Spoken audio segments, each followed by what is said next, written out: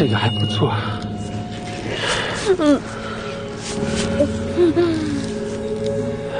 不是买一送一吗？还有一个呢？就在你旁边的水箱里。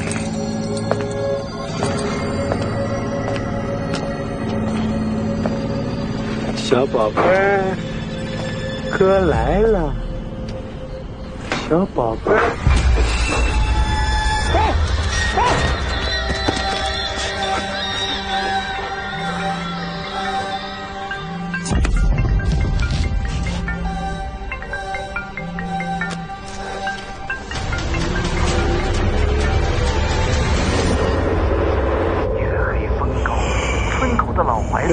影绰绰，像是佝偻的人。我朝近路回家，脚底的树叶沙沙作响。忽然，身后传来细碎的脚步声，一步两步，粘着我的影子。回头却空无一人，只有风吹过坟头的铁帆哗啦啦响。那脚步声又跟上来了，还带着轻轻的骚气。我不敢再回头，疯了似的往前跑。脚却被什么冰凉的东西轻轻拽住了。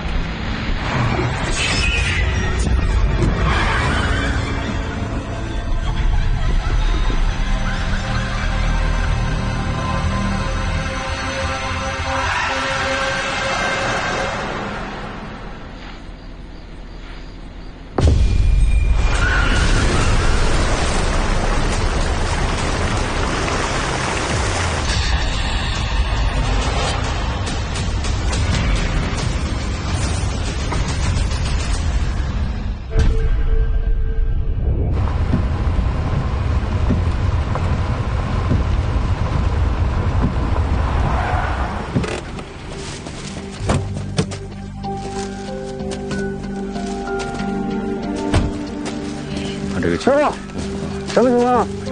这边小心点啊！查到了，死者卢远洲，磐石公司房地产的高管，社会关系复杂，而且仇家还不少。部队初步尸检报告，死者高处坠落导致颅骨碎裂，当场死亡。死亡时间大概是4到6个小时之前。死者生前曾经有过性行为，其他情况还需要解剖才能确认。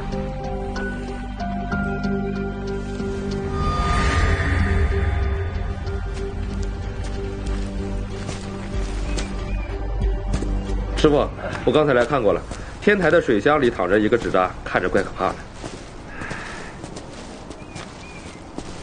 师傅，就在这前面。这现场的活干得很利索呀。是，队里今天新来的痕检员，挺年轻的，名字叫……我去，吓我一跳。接着，师傅，他就是新来的痕检员。周晨，每次见面打招呼都这么别致啊？你们认识？这不是一般的纸扎，应该是凶手故意留下的。哎，师傅，你体检的结果怎么样？集体养生呗。你去年也这么说的。别那么多废话。有什么线索吗？我查了，这一片呢都被磐石集团收购了，正准备拆迁，所以没有监控，也没有目击者。虽然尸表检验显示他死前可能有过性行为，但是啊，他脱了裤子跳楼有点太奇怪了。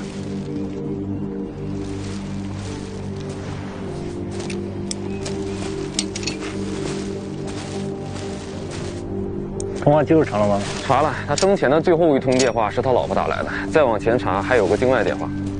境外电话？师傅，是卢远洲是有什么恶趣味吗？你想什么呢？脚印来看，现场有2个人，你看到那高跟鞋印没？有什么线索吗？我们的大痕检员。女，身高1.7米左右，体重50公斤上下。从步态上看，她有长期穿高跟鞋导致的母外翻，右脚压力异常，可能有盆腔伤。这种情况还一直穿高跟鞋，大概率是性工作者。哎，你有把握吗？确实思路一下子就清晰了，但是就凭一个脚印就能查出这么多线索呀？你就先按他说的查，照这个特征先排查方圆3公里所有娱乐场所相关从业人员，明白吗？明白。我来。哎，我跟你们说哈，我刚来的时候都被我师傅骂成狗了，就那个叫修晨的，第一天来，态度还如此嚣张，我师傅竟然一点都不说他。这你就不知道了吧？秋晨的父亲当年可是我们局的风云人物，算起来算你师傅的师傅吧。你是说刑侦大神邱云天？嗯，那难怪。哎，既然他们是这样的关系，为什么他看我师傅就跟看仇人一样呢？这事儿啊，就说来话长了。我看他这，你吃什么糖啊？给我来块呗。你看，就这么嚣张。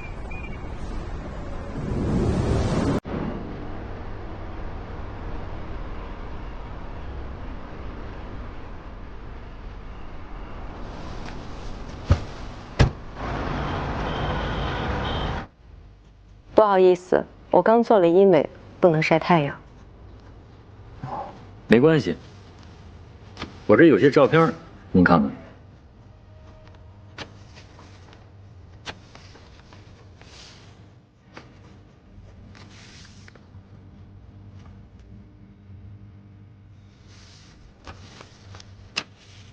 王女士，您和您丈夫的感情怎么样？相亲相爱都是演给别人看的，早就相看两厌了。他不应该啊！你们两个白手起家，一起打拼了这么久，才到了今天。如果你在外面有数不清的情人，你老婆每天都不知道你睡在哪儿，她会怎么想？不过现在好了，她只能睡在一个地方。你先生啊不，他死之前最后一通电话是您打给他的，你们聊了什么呀？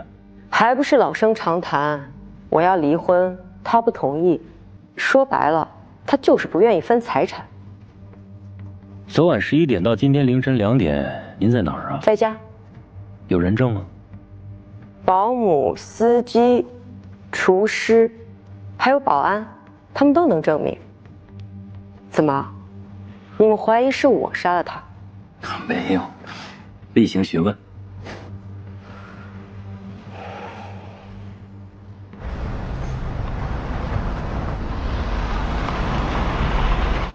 我们是白河区公安分局的，我想找您了解点情况。这次还得换个查案方式，免得打草惊蛇。一会儿都给我精灵点，明白吗？明白。严肃点。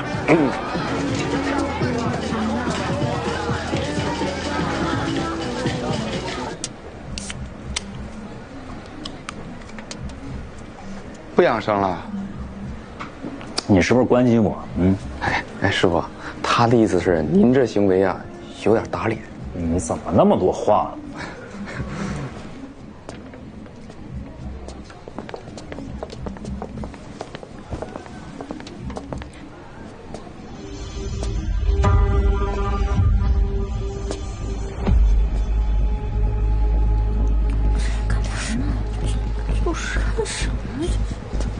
有吗？再给我来一批。知道哪儿？真奇怪。有吗？你留下，剩下所有人都走。等一下，你留下。啊？再来一批。最后一批了。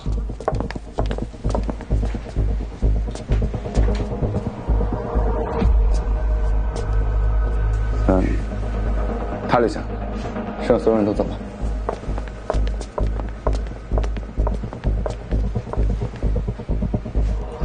哪个？都没有。哎，哥怎么走了呢？警察，我们正在查一个重大嫌疑人，请你配合我们工作。别跑，警察！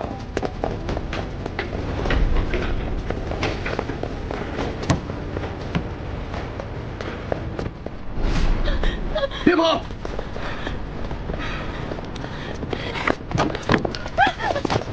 别动！你们干什么呀？抓我干嘛？我是刑侦大队的，有个案件需要你配合一下。哎，你大学不是100米第1吗？跑丢了，第一次来歌厅。第一次来啊？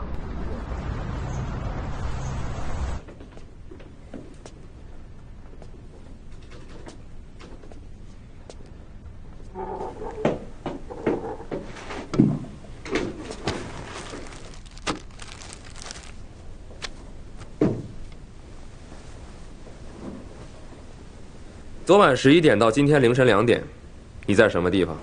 喝多了，记不清了。这个人你见过吗？没见过。没见过。那他的钱包为什么会出现在你的车里？我捡的，捡钱包不犯法吧？现在，这个钱包的主人已经死了，死亡现场有你的毛发，你是他生前接触的最后一个人。死了？警官，这真的不是我干的。要真是我干的话，我早就跑路了，我还去 KTV 上什么班啊？你别只会喊冤枉，你多提供些线索，帮我们找到真凶，我们才能帮你解脱嫌疑，懂吗？我懂，我懂。那让我再想想。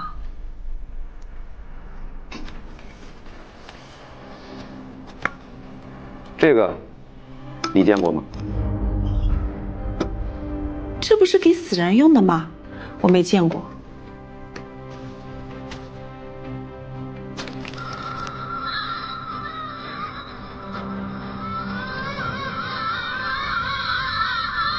哦，这声音我听过。你确定吗？嗯，我确定。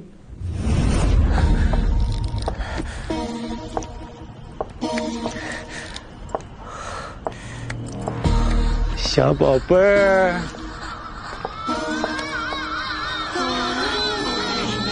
那声音挺古怪的，我只回头看了一眼，他接了一个电话，连裤子都没穿好就往前面走，就跟中了邪似的。然后我就听到砰的一声。哎，警官，我当时真的不知道他是跳楼了。他死之前接的最后一通电话是他老婆打的。你有听到电话内容吗？没有，那个时候我已经走下去了。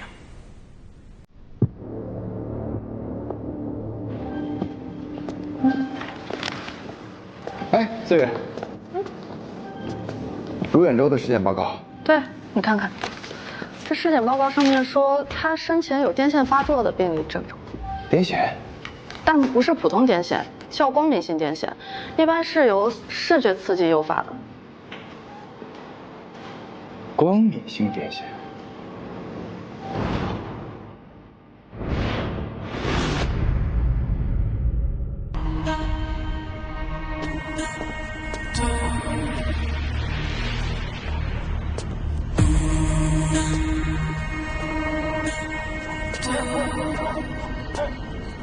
卢远洲患有光敏性癫痫，在一定强度的灯光环境中，或是受到一定程度的视觉冲击时，会引起癫痫发作。这个 LED 屏，或许就是诱发他癫痫的刺激源。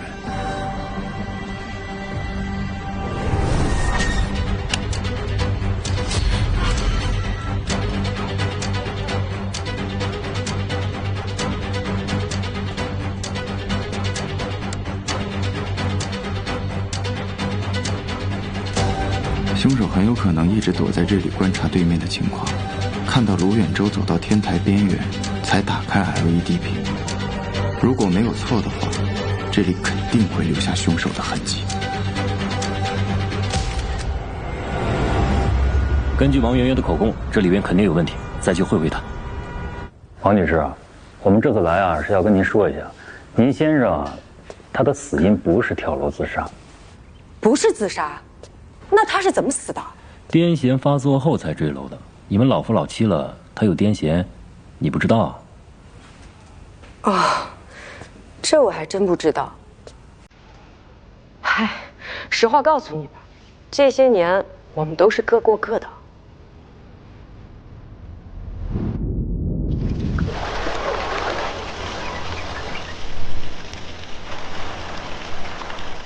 我接个电话。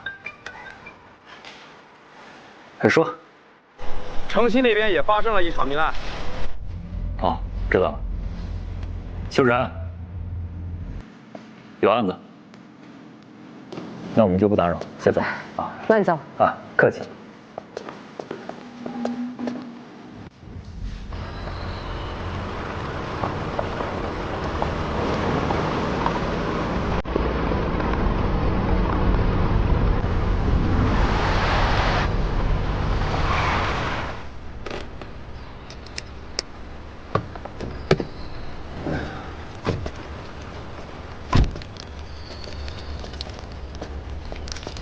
师傅，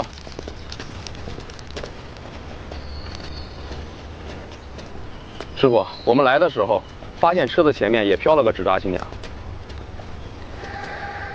这星座挺讲究，还成双成对的。你也挺讲究啊，我看你还吃山楂片呢。我胃不好。不对，死因查了吗？初步判断是溺水。溺水。手也背掉。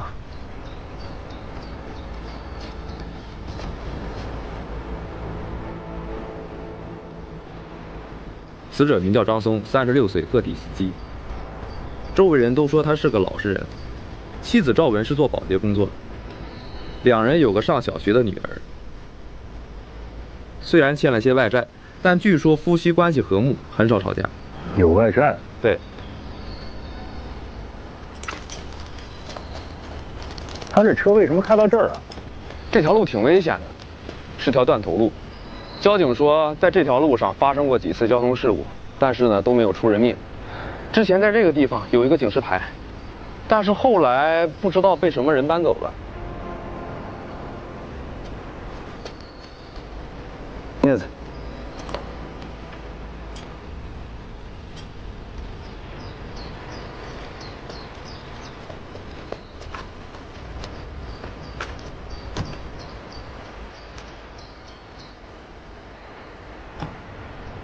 安全带锁死了。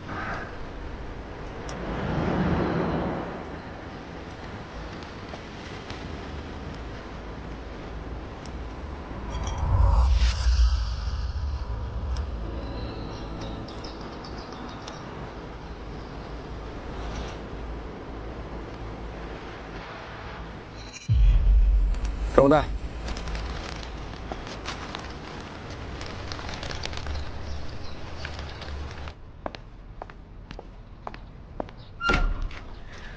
2个纸扎新娘。哎，师傅，会不会是同一个凶手连环杀人？同一晚上2起作案，哎，有没有可能是交换杀人啊？哎，师傅，你的意思是王媛媛杀了赵文的丈夫，赵文杀了王媛的丈夫，他们交换杀人，互相杀了对方的丈夫？是这意思。那王媛媛为什么要杀她的丈夫？图点啥呀？财产？还有一项，家暴。家暴？这俩人没准认识。吴思佳身上的伤痕说明卢远洲本身就是个性虐待狂。王源身上穿着打扮明显是在掩盖伤痕。啊，我知道了，去对面打开 LED 灯的就是赵文。你能不能故意性给炸？啊，打开 LED 的确实是一个女人，但不是赵文。根据调查，14日当晚，赵文的女儿张晴晴发烧了，他们一直在医院。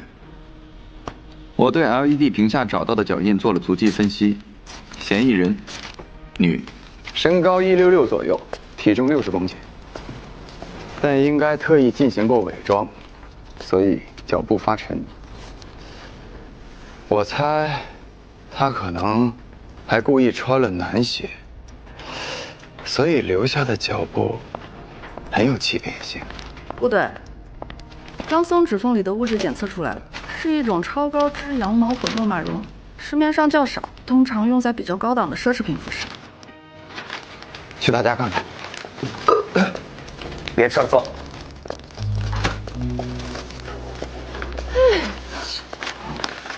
部队这次算是遇上克星了。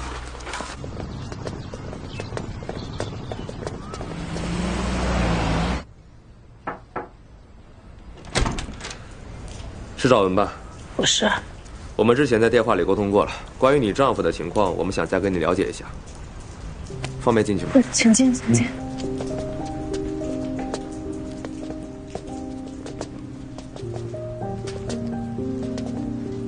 你丈夫最近有什么异常，或者是接触过什么特殊的人吗？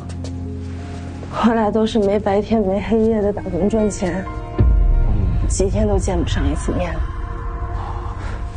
哎，听说你们欠了一些外债。是有一些。那你们很少见面吧？那夫妻感情怎么样呢？都老夫老妻的了，天天就想着怎么多给孩子挣点钱。对了，我女儿马上就要回来了，她爸的事儿，我暂时还不想告诉她。你放心，我们都明白。啊，你们还有什么问题要问我的吗？哎，那没什么想问的，有什么需要回头我再联系你啊。好，撤吧。走了。妈，来，青青。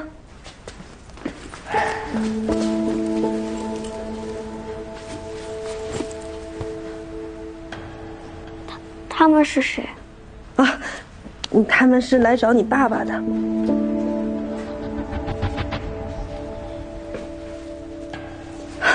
我家孩子什么都好，就是胆子特别的小，不太跟陌生人说话。等他长大就好了。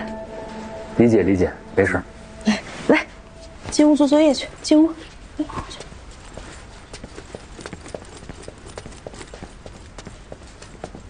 或许他需要心理辅导。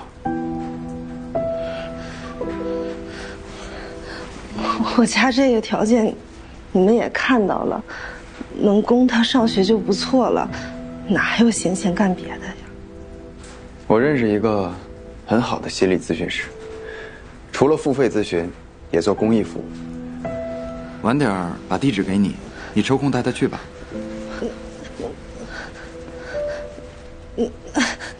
那太谢谢你们了。没事，应该的，我们走吧。好，好。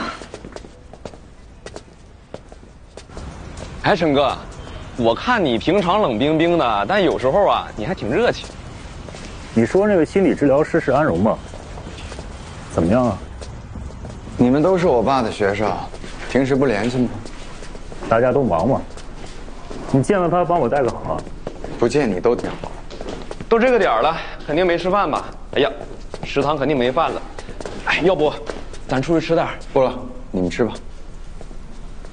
他就这样，不跟别人吃了，出来。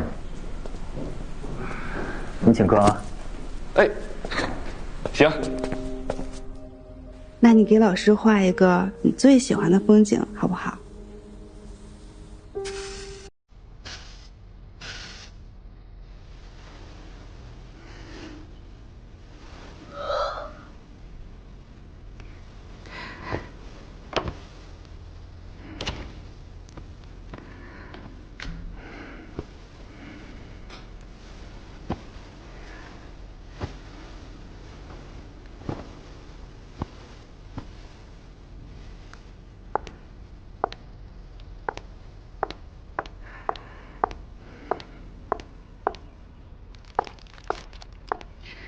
又没吃饭，习惯了。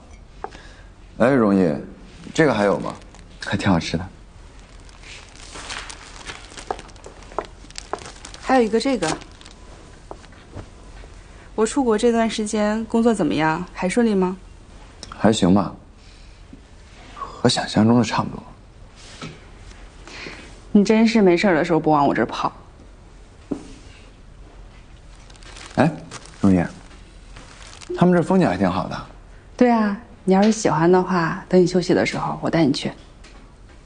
等我休息，那都不知道什么时候。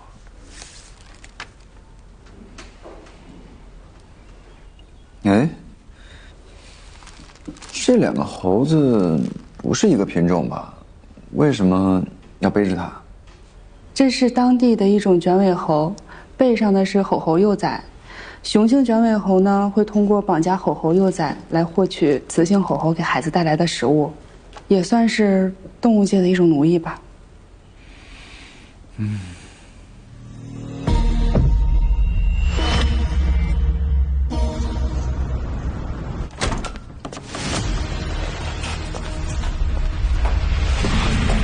好，张儿，张儿。救人呐！救人呐！只扎新娘，惩治渣男。说我们都还没谱呢，那些自媒体就下结论了。关键是啊，那网友还真信了。卢远洲是渣男没错，但我看那张松未必吧。我们询问过他老婆了，感觉还挺正常的。他应该不打老婆吧？他打女儿。那天我们提起张松时，他女儿明显有一种应激反应。张松这小子表面上看是个老实人，实际上就是个赌徒。平时沉迷彩票和网络博彩，欠下高额网贷，所以他老婆赵文不得不兼职多份保洁工作。其实他的本质和卢远洲一样，都是家暴施虐者，只不过是方式不同而已。张松是利用女儿来威胁赵文。张局说了，限我们3天破案。秋真，跟我去趟医院查查赵文和他女儿就诊记录，去查监控。真打女儿？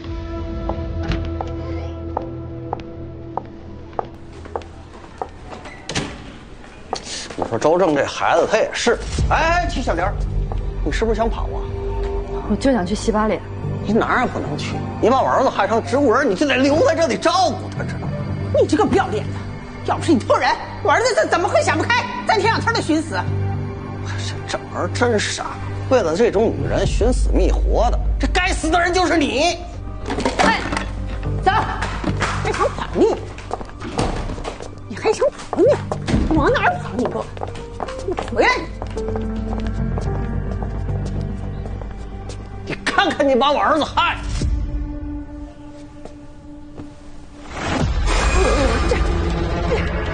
这我儿子呢？医生，护士！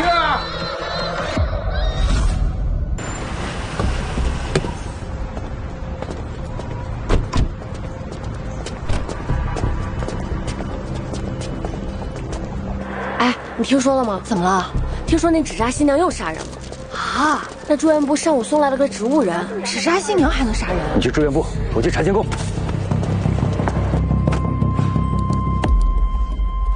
刚才这段再放一遍。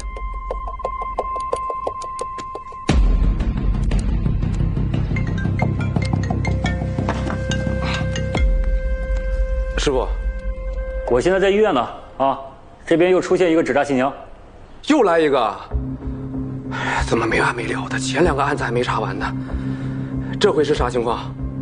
说是丢了一个男性的植物人，我正在查监控。植物人？那还有救吗？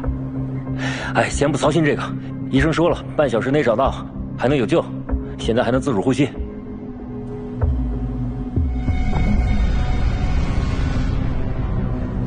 停，放大。小翟，我现在给你发张照片啊，你马上给我调出医院周围所有街道的监控，一定找出这个人啊！放大，放大。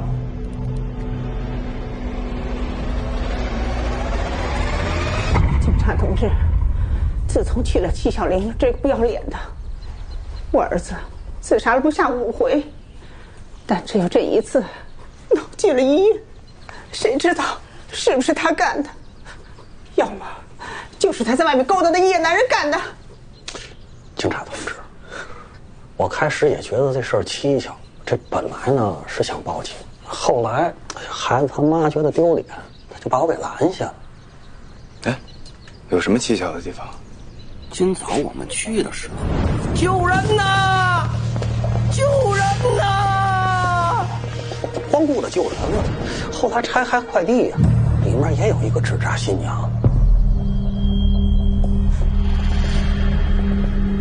哎，那个纸扎新娘还留着吗？啊，还在。说一下你们家详细地址，稍后我们会过去取证。啊，好，好，好。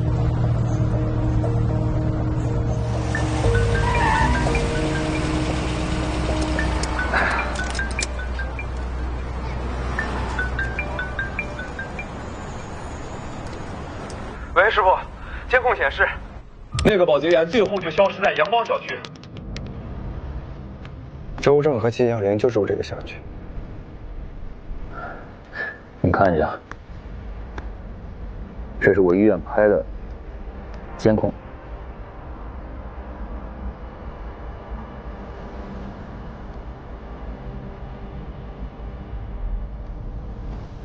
长期从事特定体力劳动的人，身体上会留下痕迹。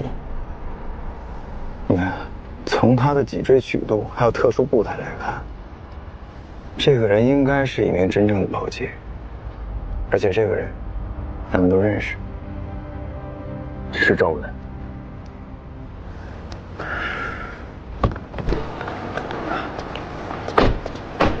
哎，你们是干什么的？警察办。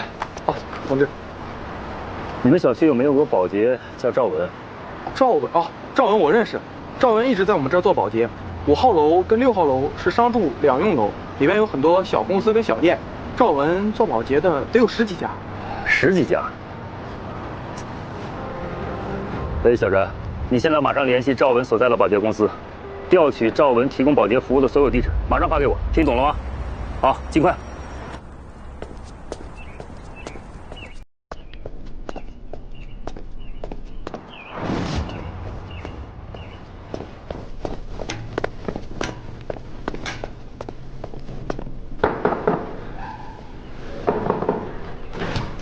哎，你好，警察办。见过这个人没有？在你们小区里做保洁的？没见过。打扰了。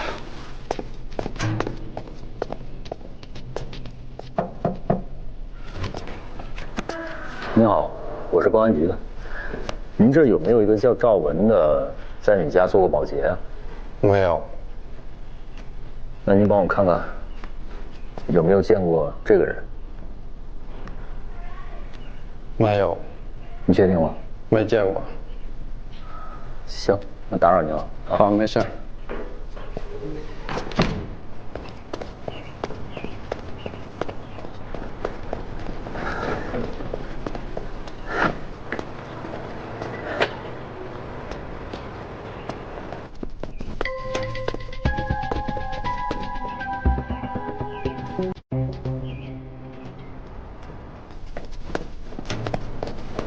哎，你好，怎么回事？这个人见过吗？做保洁的？没有，看不清，真乌拉拉的。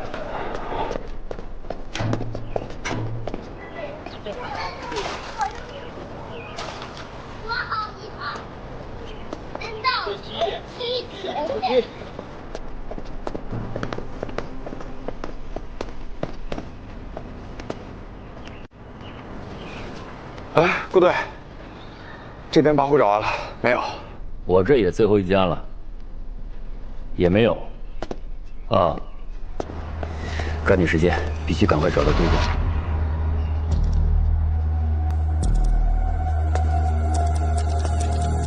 这2排平行的轱辘印，应该是大号环卫垃圾桶留下的。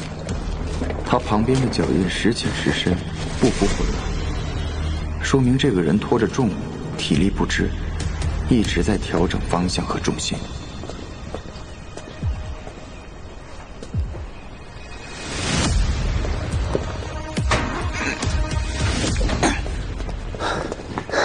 打不开，拿着。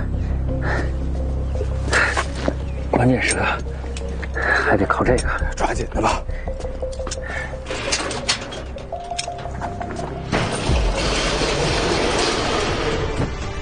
赵文，你别滚！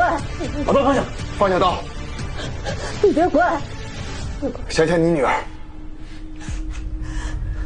我就是为了我女儿才这么做的。那个畜生说了，早晚要带着我们全家一起死。凭什么？我做错什么了？我女儿又做错什么了？作孽的是她，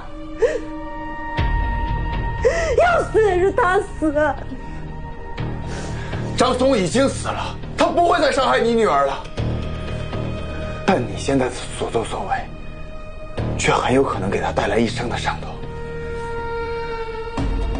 赵文，你听我说啊，如果你这刀下去，那就是故意杀人，是死刑。你把刀给我，就是杀人未遂，可以酌情减刑的。张松死了，你再有个好歹，女儿成孤儿啊！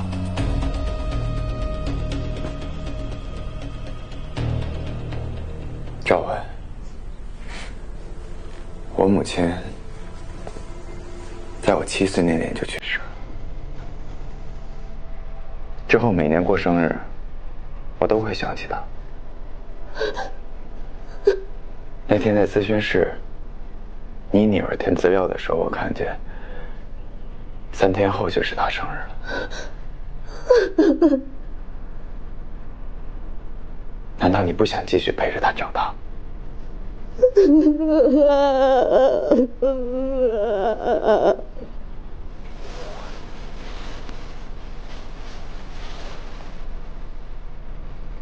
喂，荣毅，晴晴在吗？他妈妈找他。妈妈，我还在安老师这里。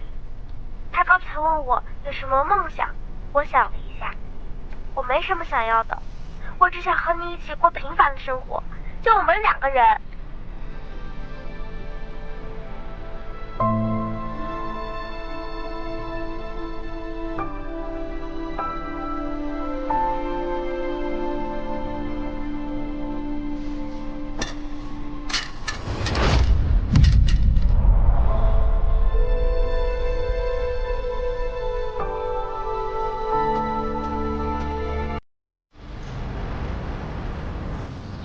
师傅，我们刚刚去周正家勘察过了，发现了一些绳子和10几封遗书。看来他平常总是闹自杀，不然不可能常备这些东西。周正颈部的勒痕呈马蹄状，下身上浅，足见提空，看起来确实像是自杀。问题出在绳子上。我查了周正的购物记录，他经常网购这款绳子。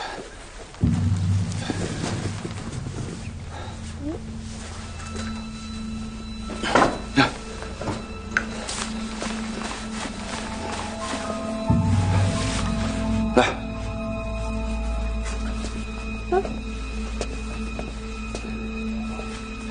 哎，墨迹。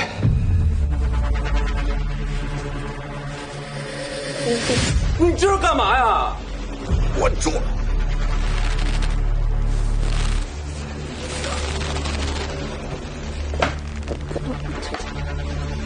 小珍，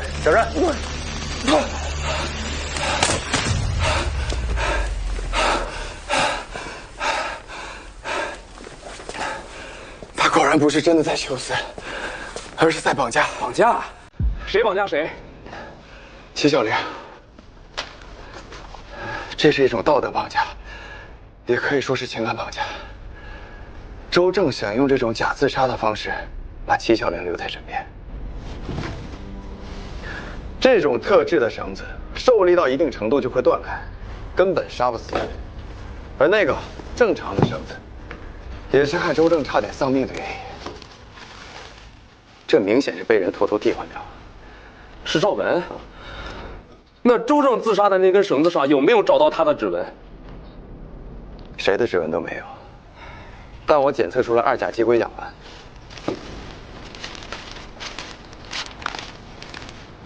是地板蜡的成分。看来这个赵文是碰过这绳子啊。不是，可是他为什么要这么做啊？肯定不是钱的呗。审审他。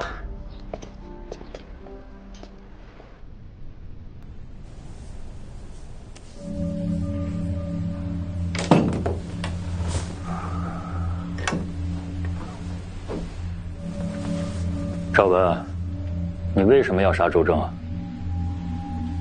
因为他该死。你跟周正是怎么认识的？我做保洁的时候认识的。你在撒谎。保洁公司证实，周正他家从来没有请过保洁，他们家的家务都是齐小玲做的。你认识齐小玲吗？不认识。你把头抬起来。抬起来看着我。你想想你的女儿，她才7岁。如果你是受人指使，我希望你能坦白告诉我，争取轻判。没有，没人指使我。不好意思啊，齐小玲，耽误你时间了。有点情况呢，我们想跟你了解一下。嗯。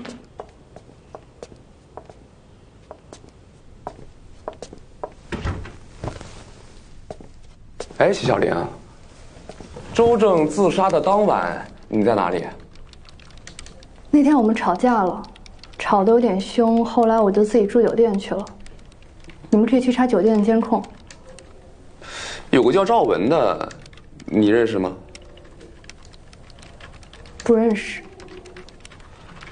我听说他一直在你们小区做保洁，你想想，你有没有见过？那我也不认识啊，警官，我又不是小区的保安，难道所有频繁进出我们小区的人我都要认识啊？你老公经常闹自杀，你知道吧？闹着玩的。但是有人换了他自杀的那根绳子，你知不知道？我不知道。警官，你们是在怀疑我吗？怎么样？招了没？没有。他咬死不认，可我总觉得他们认识。我有个办法。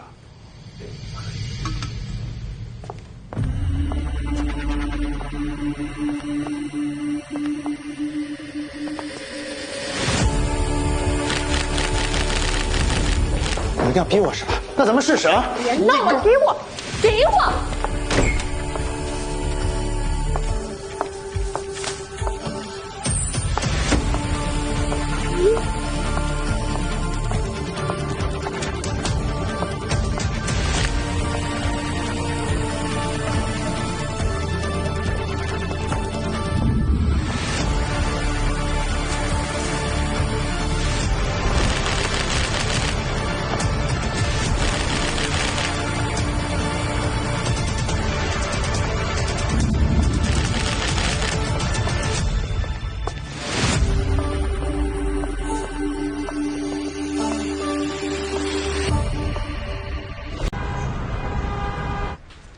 师傅，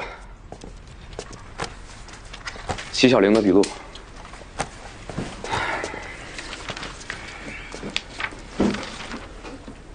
说说你的想法。师傅，我觉得还是交换杀人。赵文帮齐小玲杀了周正，是因为齐小玲帮赵文杀了张松。杀张松的不是齐小玲，是王媛媛。张松指甲缝里的羊毛纤维应该就是王媛媛。王媛媛？那卢远洲又是谁杀的呢？齐小玲。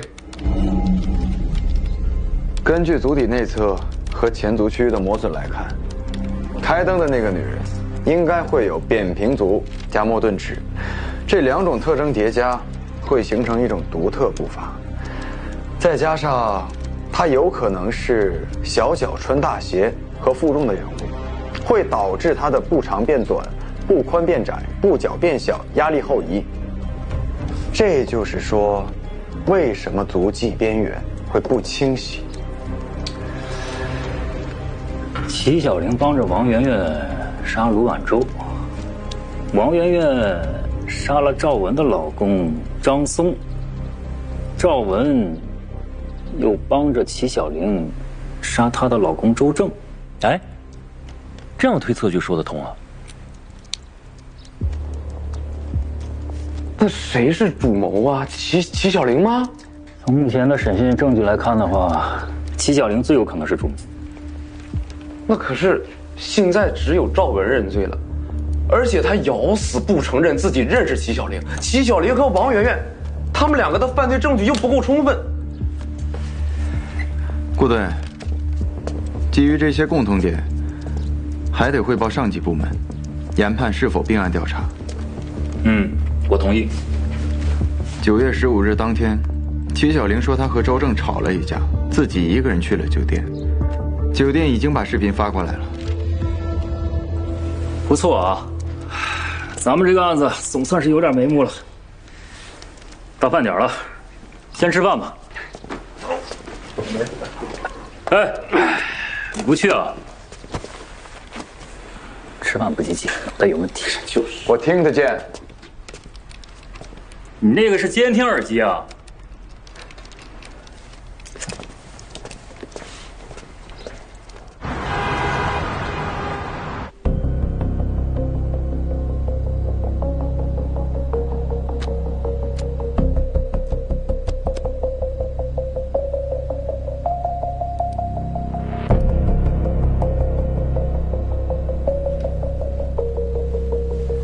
别动，退回去。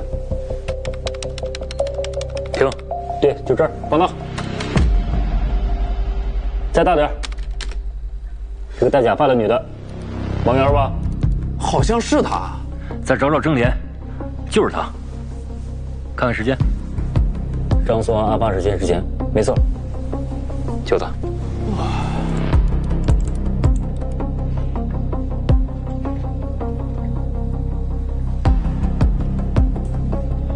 查到了。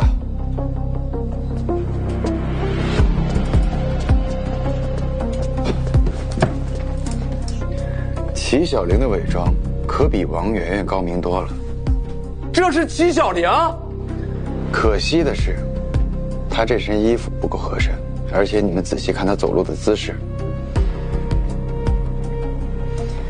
一直是在踢着走，是因为她鞋子码数太大了。还有他拎餐箱的动作太不自然了。那要这么说的话，加上他原本的身高体重，还有那些伪装，那他的脚印就应该和被找到的脚印能够吻合了。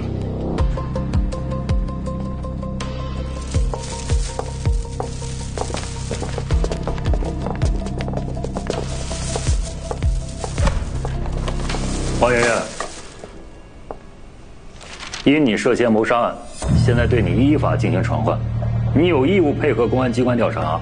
如无正当理由拘捕到案，我们将依法强制传唤。听明白了吗？张松，我压根就不认识这个人。顾警官，你们是不是搞错了呀？我跟你们说的这个人无冤无仇的，为什么要杀他？我们警方没有证据是不会随便抓人的。你要杀的当然不是张松，而是你自己的丈夫卢远洲。卢远洲死的那天，我有不在场证明。保姆证明，晚上11点到凌晨2点的时候你在家睡觉，那之后呢？你干嘛去了？当然还是在家睡觉啊。想清楚再说。监控显示，凌晨2点半的时候你走出了家门，你干嘛去了？失眠，出去走走，散散心而已，有问题吗？那你未免也走得太远了吧？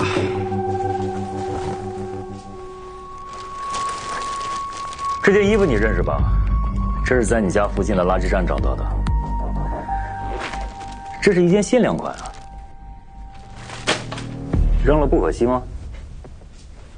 经检测，张松指甲里的羊毛纤维正是这件衣服上的，而这件衣服的主人正是你，王媛媛女士。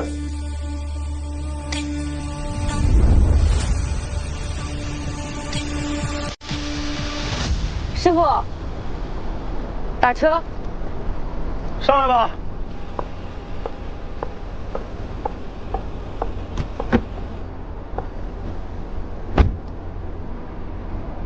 去哪儿，美女？去烈光屋。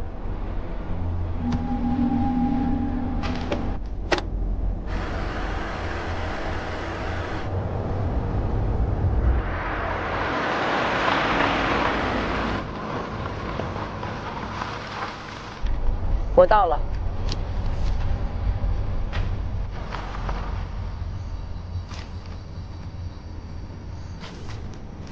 哎，你等一下啊，这都过了烈光屋5、6公里了，你得给我加钱。哎，这鸟不拉屎的地方，你不行啊，我这放空回去，你得再给我加100。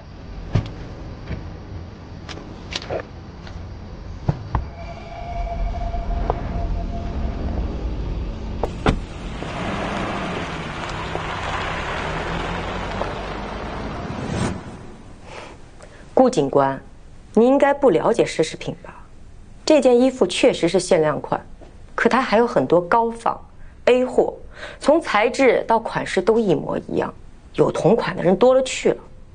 如果你仅凭这一点说我杀人，告你们诬陷。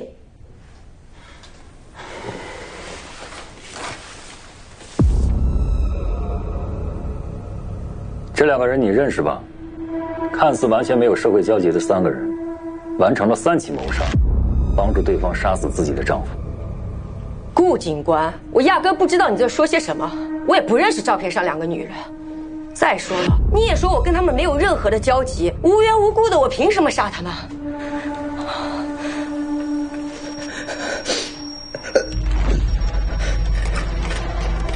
你还能找吗我？叫救护车！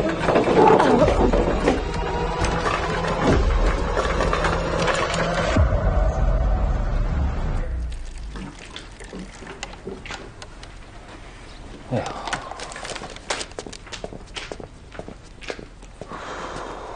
哎，顾队，这是您的体检报告，这是那个王媛媛的检测报告。先看这个，说是食物中毒。食物中毒。哦，是有点像啊。我的报告看见，我都把这茬给忘了。脂肪肝红，我怎么这么多毛病啊？他们是不是检查错了？哎，师傅，咱还别吃泡面了，走，吃点好的去。行，走。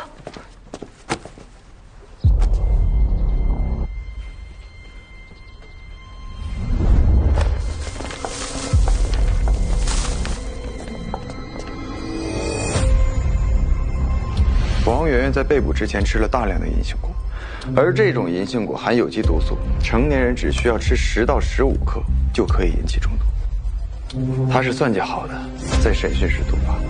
哎，那他为什么要这样做呢？你说为什么呢？不就是为了拖延审讯时间，隐藏和戚小玲、赵文的关系吗？哦，动脑子呀！哎，那咱还出去吃饭不？你问他。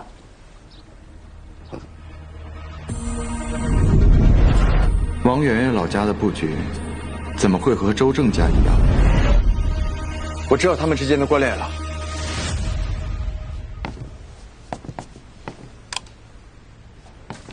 哎，陈哥，你要王媛媛家的老照片干什么？查到这套房子的信息了吗？查到了，这套房子的原房主叫李健，10年前他把这套房子租给了卢远洲夫妻，卢远洲发家致富后，他就到处吹嘘，说这套房子的风水好。哎，周正也就是听了这个话，才把这套房子买下来。那赵文呢？半年前，这套房子空关，房主打算出售，就叫了保洁公司的人过来打扫。哎，来打扫的人正是赵文。不过，你是怎么发现这个关联的？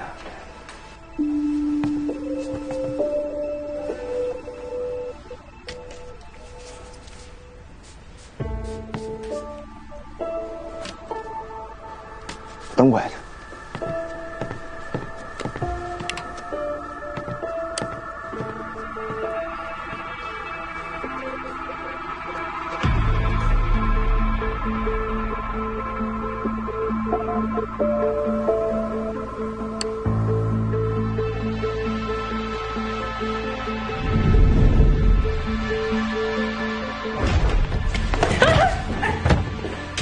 还不叫吗？叫啊！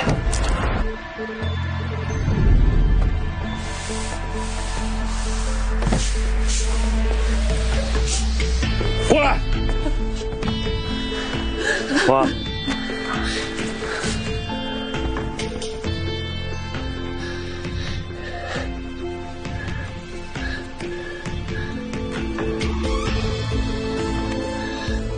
黑钱货！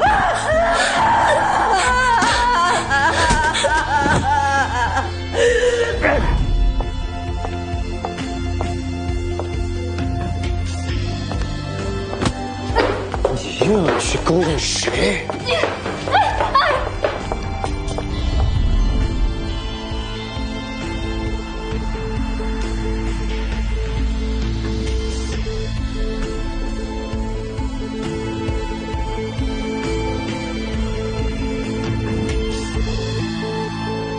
这个地方您应该很熟悉吧？这是我跟卢远洲刚来江城打拼时租的第一套房子，也是齐小玲和周正的婚房。赵文在这套房子售出之前，在这里做过保洁。这是你们3个人第一个交集点，而你们的共同点是，你们3个人都在这所房子里遭受过家暴。家庭暴力有很多种形式，赵文母女是身体暴力，齐小玲是精神暴力，而你遭受的是最难以启齿的性暴力。不过这些行为的本质都一样，暴力就是暴力，伤害就是伤害，家庭不应该成为暴力的庇护所。顾警官，你是个明白人。警官，我说了很多次了，我真的不认识那2个女人。齐小玲，我设身处地地站在你们的角度想过，即便诉诸法律取得胜利，也弥补不了你们之前受到的伤害，尤其是心灵创伤。作为一名警察，我不认同你们的做法，但我完全理解你们的想法。你们一定是被逼上绝路，才会选择这么做的。这些年，虽然你表面上过的是光鲜亮丽，但是在背地里，你们都是被逼无奈才走上犯罪道路的。你所说的犯罪，在我们眼里是正义的复仇。我们，你承认了？没错，我们是一伙。反正我们的目的也已经达到了，卢远洲和张松都已经死了，周正也半死不活，归根结底，是我们赢了。赵文，王媛媛已经招了，你再死扛下去啊，也没有意义了。我知道，你去医院带走周正，是为了完成你们2个人的约定，对吧？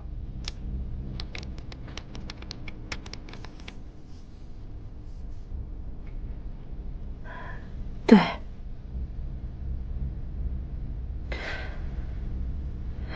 都是我搞砸的。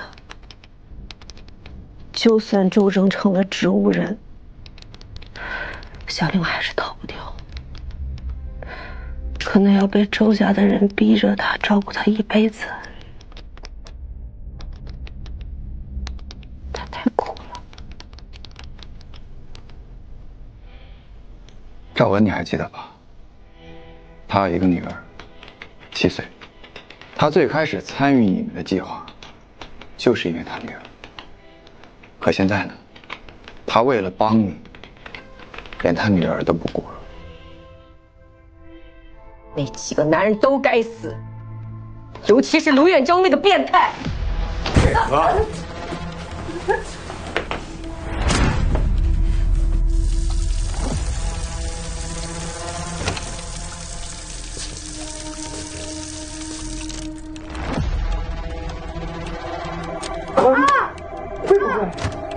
会跟死鱼一样？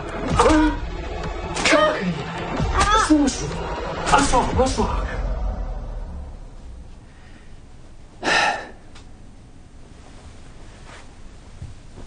其实你早就知道卢远洲喜欢带女人去工地的天台，所以那天晚上你特意给他打电话，就是为了把他引到天台的边缘，好让齐小玲实施你们的计划。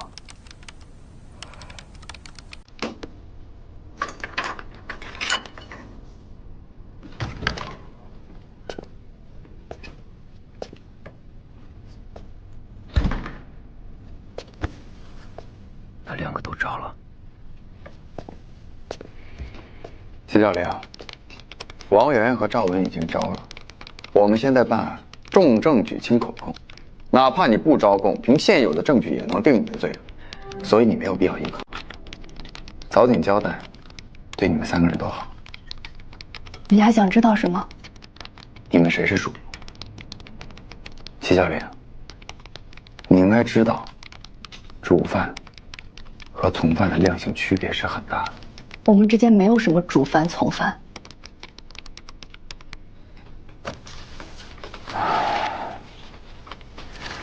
那你们背后一定还有一个人把你们串联起来。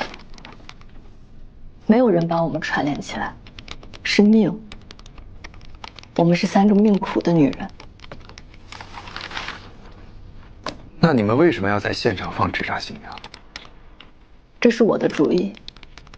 家暴是一种很隐秘的暴力，我相信除了我们3个，还有很多女人正在遭遇家暴，逃也逃不了，离也离不掉。很多人都选择了沉默，但我就想替他们发声。我想让家暴这种罪行受到社会更多的关注。那3起谋杀案也是你们共同策划的？是。具体是怎么策划的？根据那3个男人的特点和平常的行为习惯。怎么？你们警察觉得我们策划不了？那有没有参考什么过往案件？例如10年前的清道夫案。秋晨，你出来一下。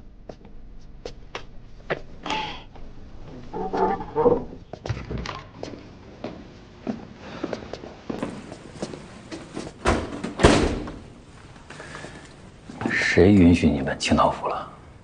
我马上就要问到关键信息了。你手里拿着锤子，看什么都像钉子。可他的作案手法……告诉你，清道夫这个案子已经结了，以后你要再问这种诱导性的问题，就不要给我解释叙事。你看看你现在这状态，齐小玲都比你冷静。知道了。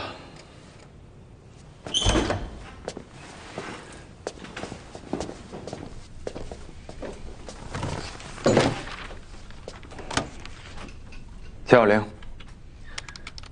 说说你们具体的犯罪过程。很简单，就是利用他们的弱点。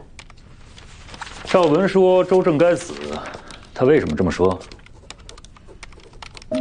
我这双手原来没有这么粗糙，它都是用来画画和弹琴的。可我自从遇到了那个男人，我们这个小区风水特别好，而且我敢断定，3年之内必定要涨价。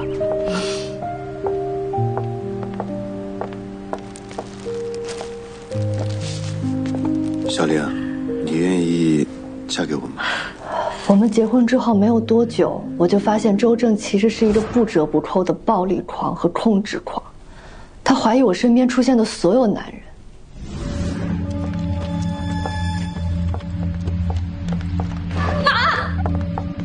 刚刚跟你亲亲我的是谁啊？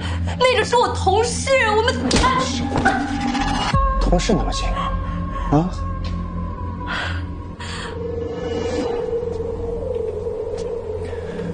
周家人说你出轨了一个叫张凯的人，这你怎么解释？那是我前男友，我们已经很久没联系了。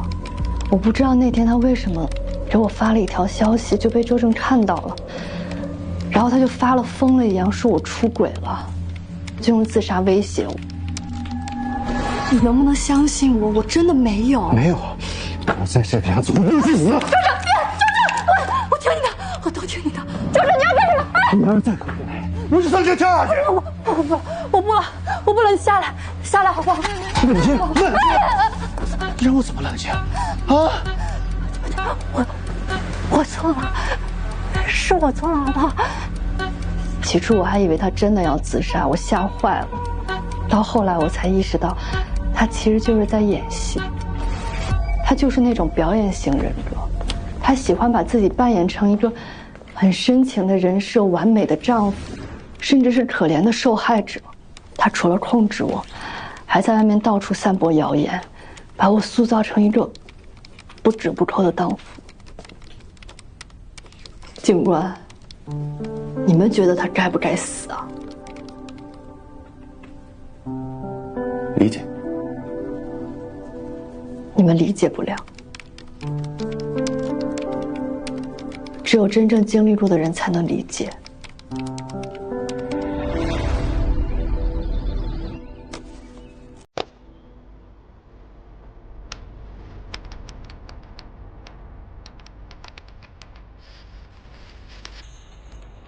计划开始。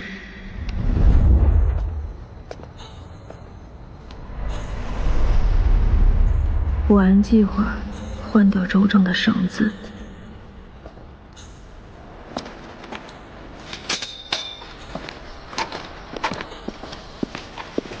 张松那边我已经准备好了，卢远洲那边交给我。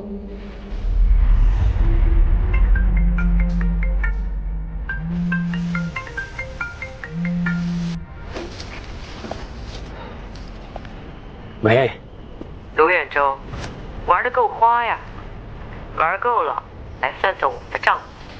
你在哪儿？我就在你对面。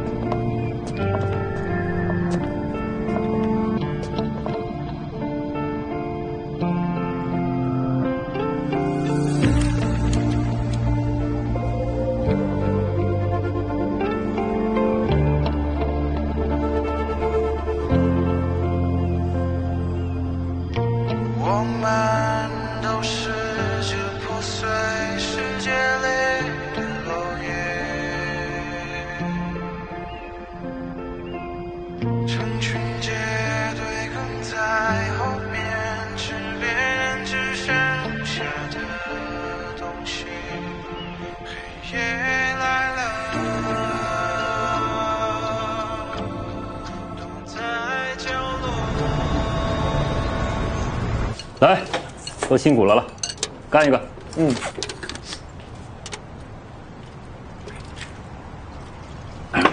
哎，喝了啥呀？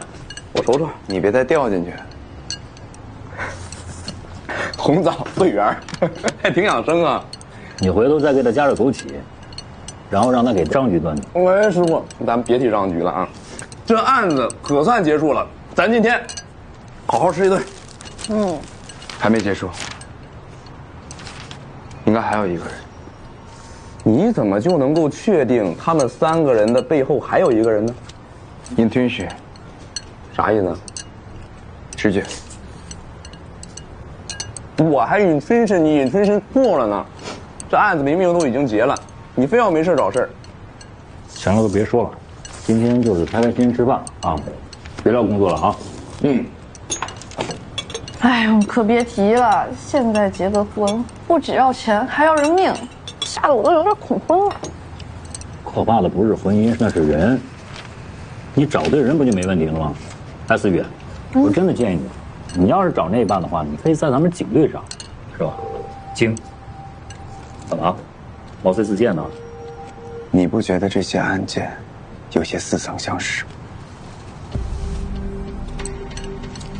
你是说10年前青岛湖的案子？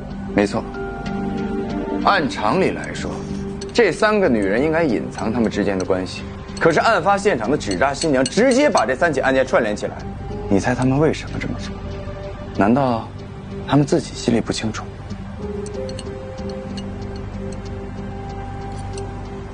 那像你说的，这个案子幕后真有这么个人，你觉得他为什么这么做？是挑衅，也是宣告，告诉我们他一直在。他和当年那个清道夫一样，极度自负，自信我们根本就不会查到他。当年的清道夫已经被我击毙了啊，这个顶多就是个模仿犯。我爸应该有告诉过你，永远不要小瞧你的对手。那为什么你一出现他就重出江湖了呢？是不是把你当对手了？你怎么不说我是清道夫呢？我跟你开个玩笑嘛。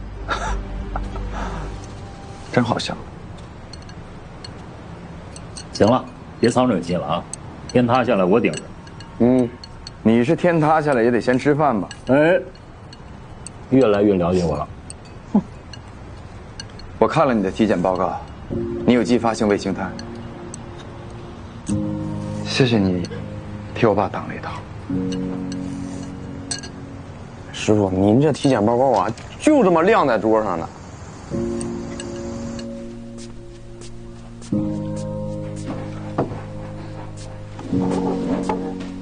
你最喜欢的西湖醋鱼，辛苦了，容易。快吃。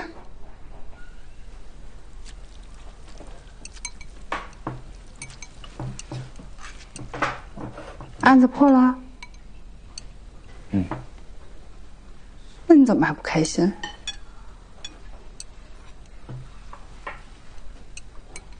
按理说，我不能和你分享案情，但是被人牵着鼻子走的感觉实在太差了。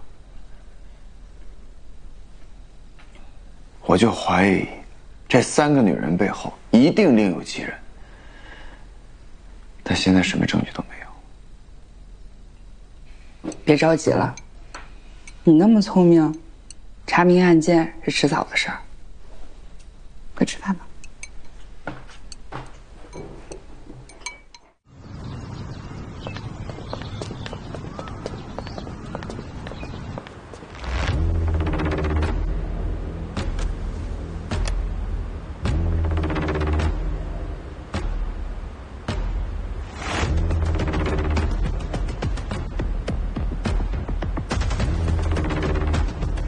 这里有符号，看这符号，好像是女书。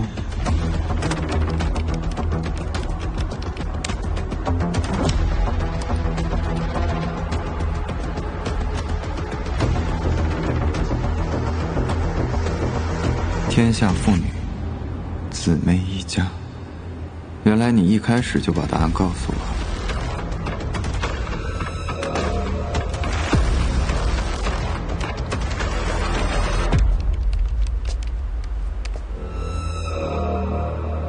不休息还加班啊？你走路怎么没声音啊？吓我一跳。看什么呢？有一个新线索。哎，就在这儿。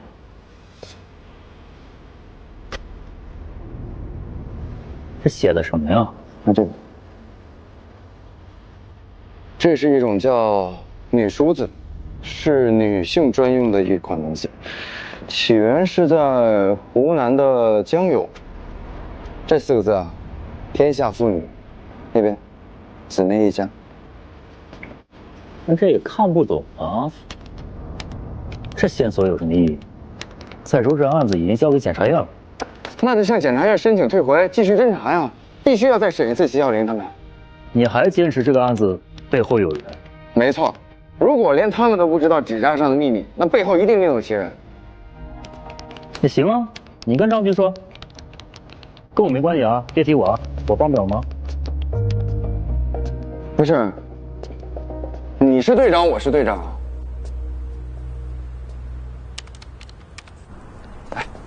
就是这家，老婆给老公戴绿帽子，老公闹着自杀，没想到啊，弄假成真了。我听说是老婆联合什么人杀害她老公，哎，太可怕了。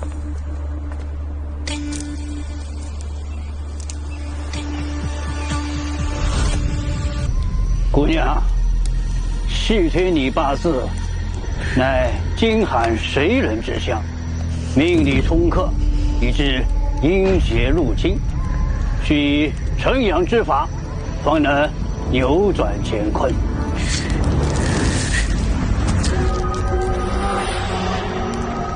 鸡头落地，大吉大利。这能转运吗？姑娘，莫急，还没完呢。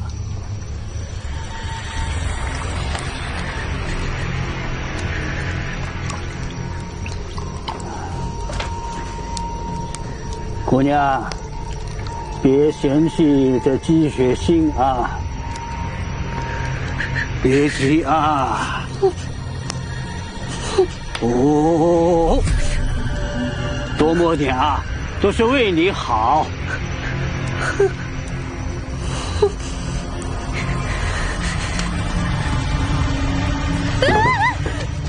干嘛？哎，姑爷别跑！我看你往哪儿跑！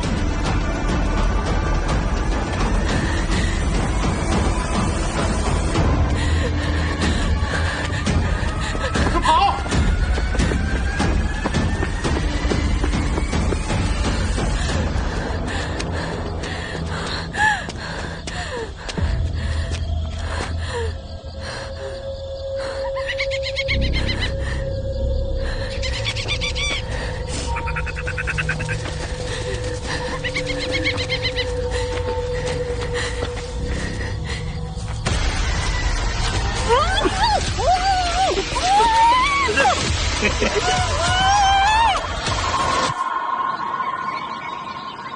两个工人和武松入到里面，哎呀！桌凳坐头上，两个工人倚了棍棒，解下那缠带，上下间坐。武松先把脊背上包裹解下来，放在桌子上，解了腰间搭脖，脱下虎衫。两个工人道：“这里有没人看见？我们单些厉害，且与你除了这家，快活吃2碗酒。”先与武松揭了封皮，除下枷来，放在桌子底下，都脱了上半截衣衫，搭在一边窗槛上。只见那妇人笑容可掬道：“嘿嘿，客官打多少酒？”武松道：“不要问多少，不唱来，支票接3-5斤来，8块钱还给你。”那妇人道：“你收那盘。”武松道：“别把30-40个来过去。”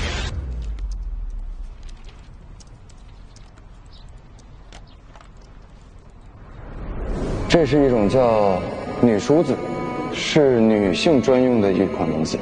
师傅，当年害死你的清道夫不是已经死了吗？我怎么感觉他又回来了？师傅，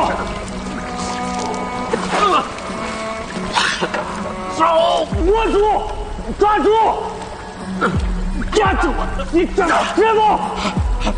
我不行了，你走！你没有不行，你抓住我！我追！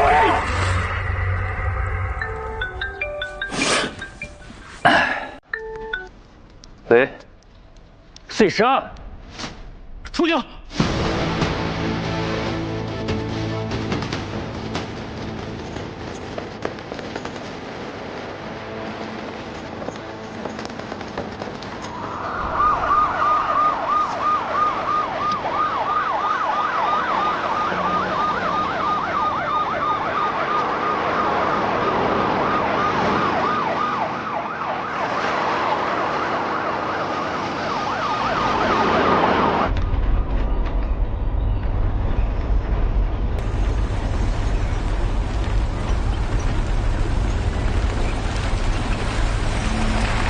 这块就偶尔的会出现野猪嘛，我就在那捡的，谁知道他？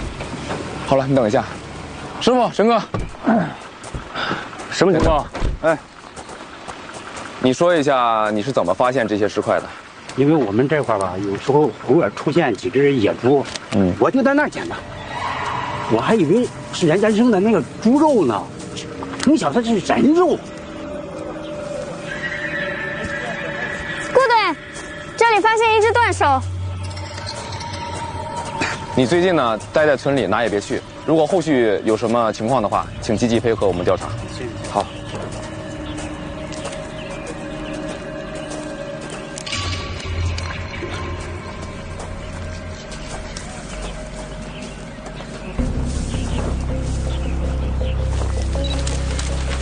顾队，根据现在找到的尸块判断，死者55岁到60岁男性，死亡时间大概是昨晚8点到11点钟。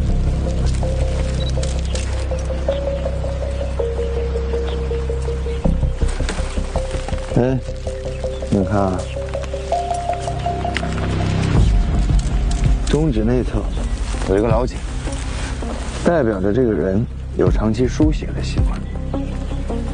这个指甲缝，每一个指甲缝都是红色的。我推测啊，这种红色的东西应该是朱砂一类的东西。还有这个虎口，有这个长期熏痕留下的烙印。哎，我推断啊，死者生前应该是从事算命、占卜一类的这个职业。看看有没有这类人。小翟，你去村里找一找，看看有没有相关失踪人员。好。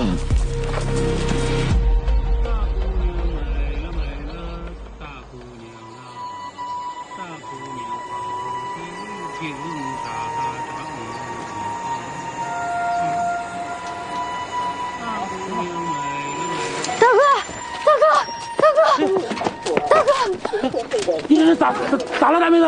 哎呦呦，你这弄得浑身是血的，碰上坏人了吧？救救我！救救我！你去哪儿？不行，只要离开这去哪儿都行。哦，行，那上车，快！你先这，好，坐好了哈，坐好了。哎呀，走了啊！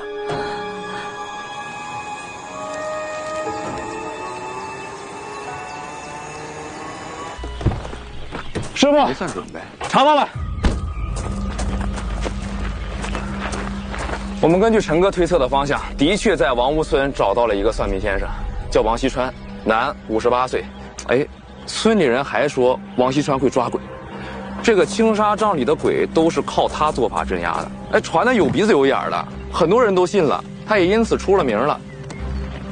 他现在自己倒成鬼了。青纱帐闹鬼，这不就神棍吗？哦，对了，我们还在被分解的骨骼上找到了剁鸡的痕迹，分尸手法相当专业，使用的很有可能是专业的屠宰工具，比如杀猪刀。这里发现了石块，这边也有，这里也发现一块石块，快走！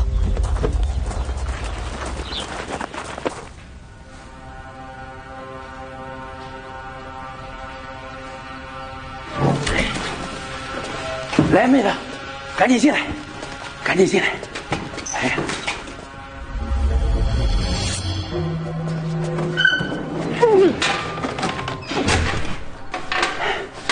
不适应是吧？习惯了就好了，习惯了就好了。坐会儿，我给你倒水。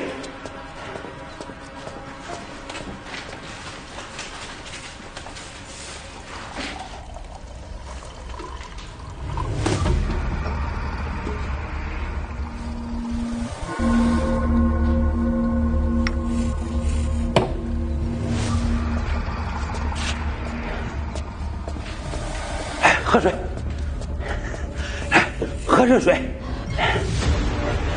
咱王屋村最近可不太平，听说刚死了人，来了老多警察了。就在王锡川他家青纱帐附近。咋了？你认识王锡川？认识啊，认识王锡川，就是王锡川说要把你送给我的。坐，王锡川可算是说话算话了。坐。小翟，你去整2笼包子，饿了。师傅，我真佩服你，你这个时候了都能吃下饭，我看到饭我都恶心。什么时候不都得吃饭吗？快去啊！哎，思雨，你想吃点啥？我给你买去。不用了，我不饿。顾队，我们在青纱帐里找到了大部分的尸块，目前主要缺失的是头颅和部分消化系统的内脏。致命伤确认了吗？还没。那看来这致命伤多半是在头颅上。告诉所有人仔细搜查，务必找到头颅，确定死因。好吧？是。哎，我认为啊，这个头颅大概率不在青纱帐。行，说说你的想法。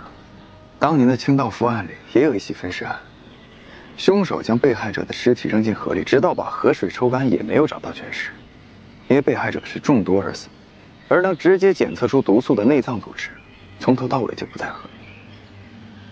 除了分尸之外，这2个案子还有什么共同点吗？没有充足的证据，我不可能调整调查方向。你在刻意回避清道夫案？我有什么好回避的？我知道这些年你一直在查清道夫的案子，所以很敏感。之前的杀夫案，留你数字的人确实很像清道夫的作风，但是断案不能靠联想。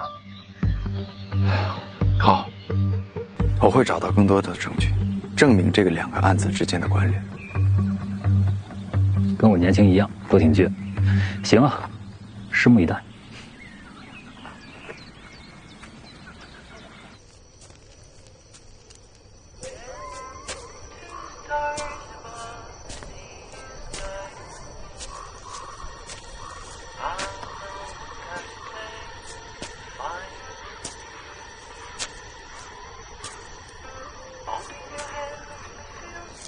离青纱帐最近的一户人家，只有王西川家了。这周围也没什么邻居。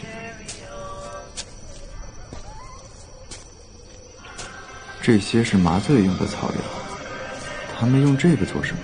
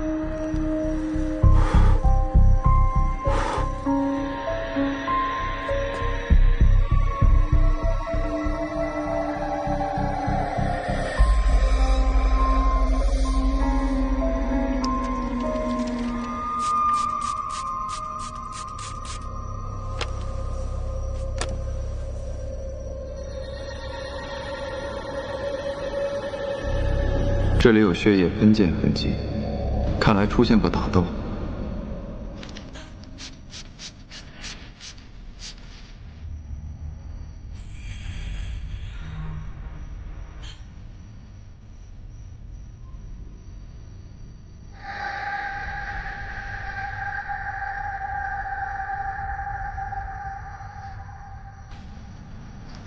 从血液喷溅的轨迹，还有屋内陈设整齐程度来看，死者应该是从背后被人偷袭。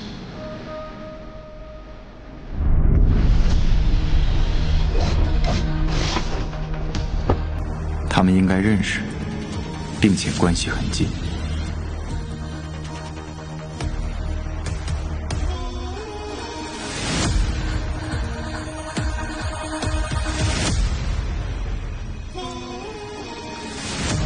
现场没有其他大量的血液，看来这里并不是分尸现场。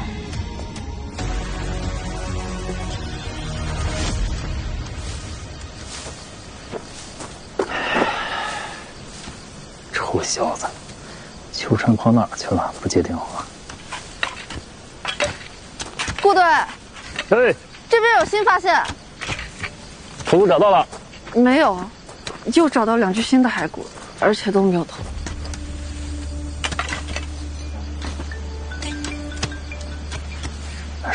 喂，师傅，我问过村里人了，王锡川有个儿子叫王明明，年轻的时候曾经在屠宰场上过班，但后来就突然的躺平摆烂，成天在家胡闹，吃喝嫖赌的。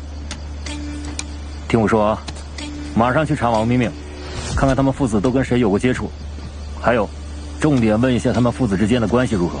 是。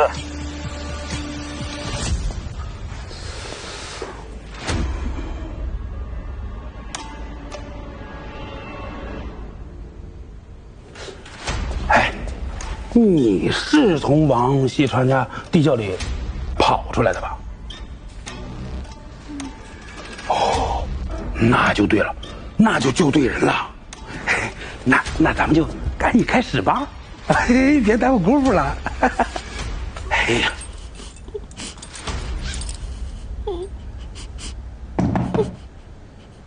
谁呀？老子还没开始闻呢。梁阳，你在吗？妈的，大半夜，我去就来，别着急。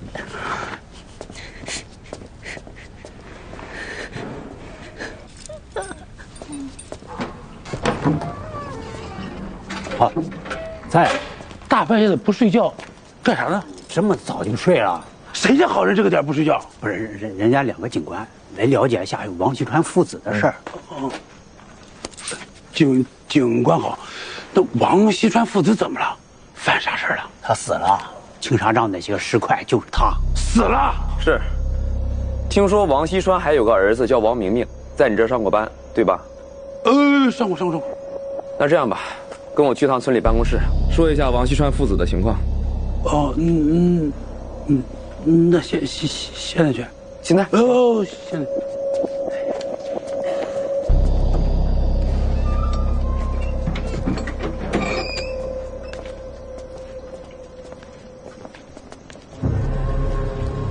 谢神明，赐神水。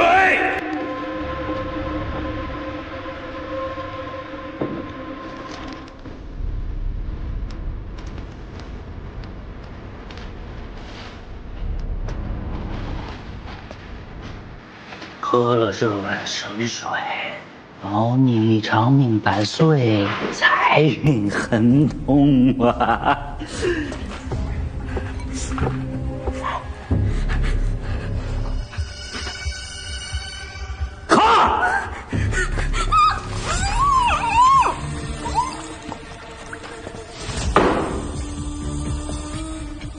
哎呀，这个女孩长长的头发，满脸是伤疤。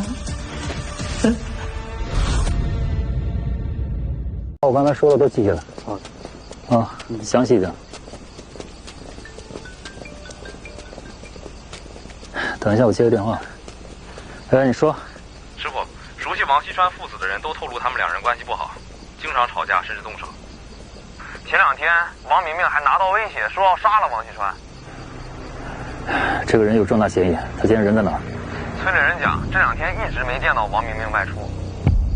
那就是说，他很有可能还在家里。你现在马上给邱震打电话，直到打通为止，明白吗？明白。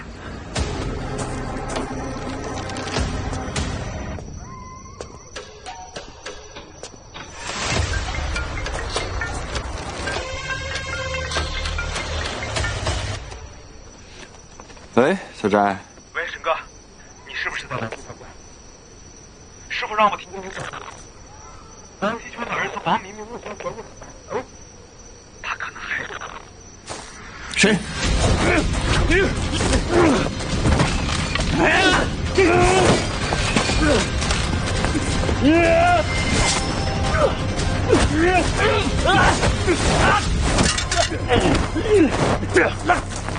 师傅，靠上！师傅，你受伤了？受什么伤？靠上！妈的，连警察都敢砍！你敢袭警是吧？我怎么以为是来人，放下！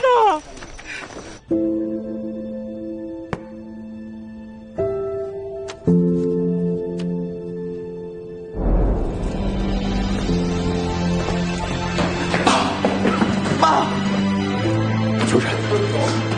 秋晨，你冷静点。冷静点。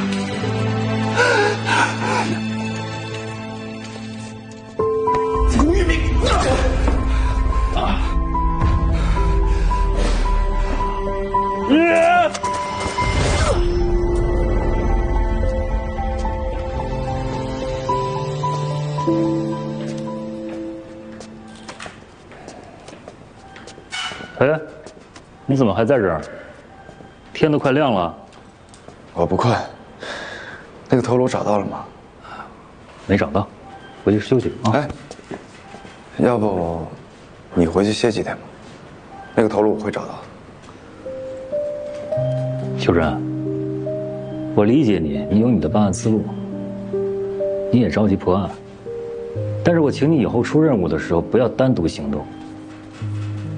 还有，以后不要带着这破玩意儿啊！这次多危险呀！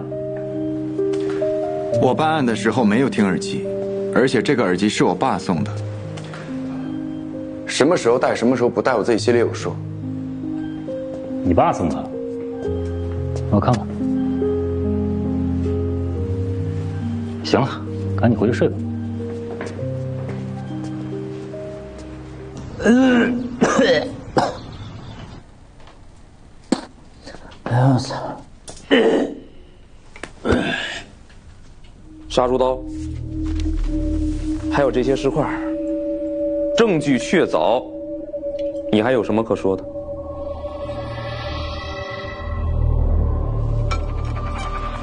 这把杀猪刀就是你杀死王锡川的凶器，上面只有你的指纹。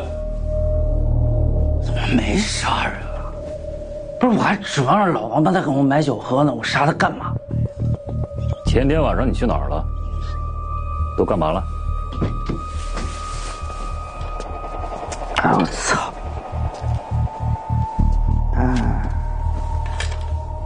那天晚上我喝多了，我不是金山，给我拿点酒喝行吗？我不行，难受了。不是，爹，给我酒！爹，你在哪儿？爹，你给我老实点！操！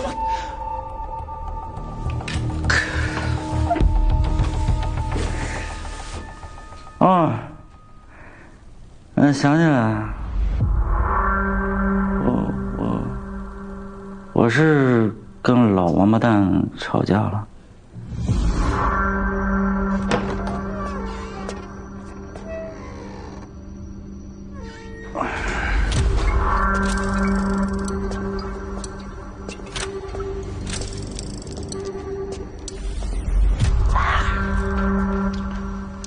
王先生，给钱，钱，一天到晚就知道问老子要钱，老子也没钱了。爹啊，我这个年该没钱买酒了。我今天都看到了，那个女的找你转运，真的不想吧？自己挣去啊！怎么着？跟你一样，坑蒙拐骗呀！这么大的人啊，有手有脚，连点挣钱的本事都没有，你呀，就是个废物。马锡川，我告诉你，你他妈就我一个儿子，你不给我钱，我死给你看。我倒想看看你怎么死啊！上吊、自杀、割腕，给我看看。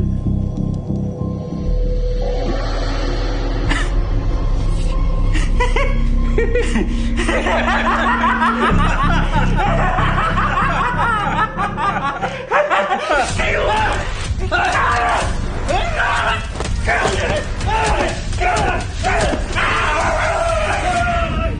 我他妈没拿刀砍他，他是我爹，我当儿子怎么能砍老子呢？还知道他是你爹？不是，亲爹都打，警察也敢砍，有什么不敢干的？给我喝口酒，喝口酒，我他妈什么都告诉你啊！我求你，爹你在哪儿？我要喝酒！爹，老锡川你在哪儿？爹，我想你了，我要喝酒。昨晚袭击我时，身体明显不协调，手腕无力，很难独自完成分尸。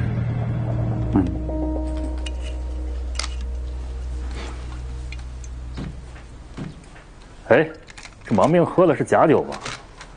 小翟，给我拿瓶可乐。师傅，咱今天不喝无糖可乐了，来，咱喝点甜的。那，嘿，这案子太苦了。来，谢谢。来，哎，我就知道你不喝，我给你买了2杯，茉莉奶绿和芋泥波波，都是你最爱的。上瘾去。哎，这奶茶不错，哪儿买的？就在楼下，买了这4杯呢。开不开会了？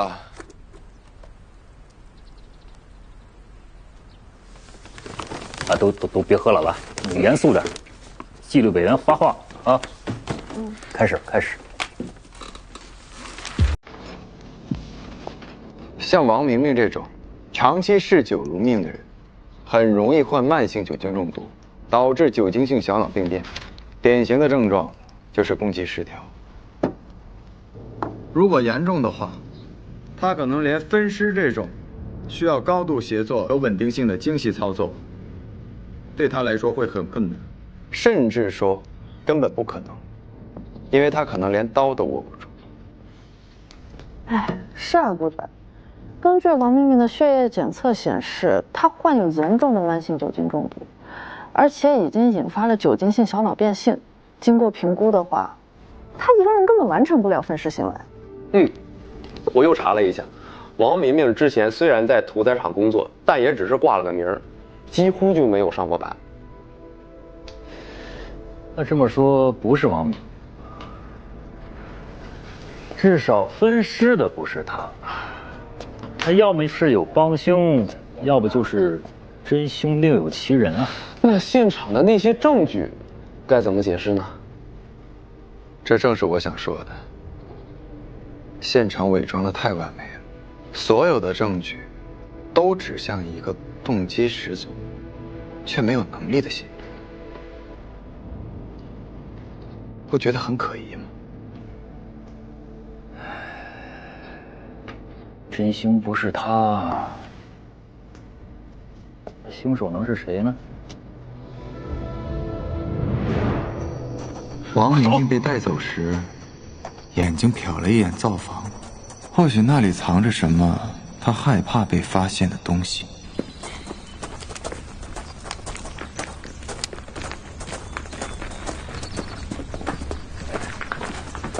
你到底要看什么呀？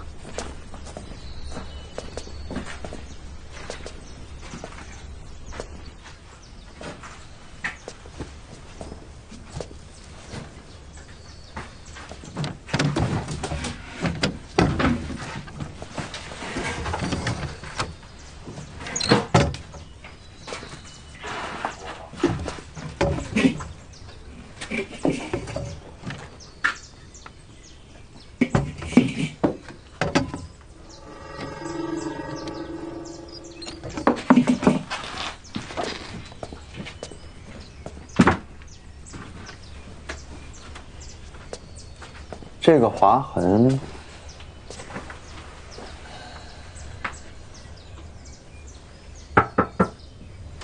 来，1、2，坐。这什么味儿？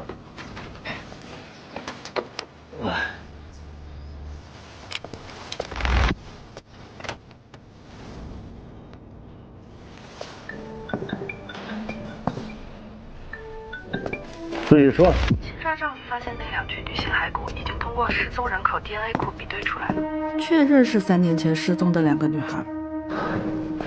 行，我知道了。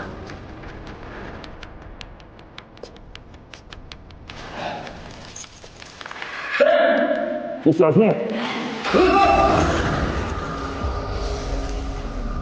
你谁啊？问你话呢？说话！你叫什么名字？感觉精神不太正常。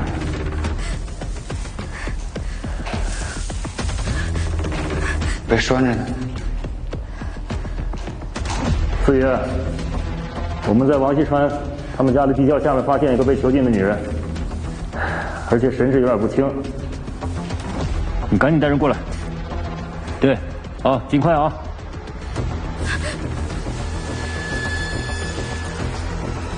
谁把你关在这儿了？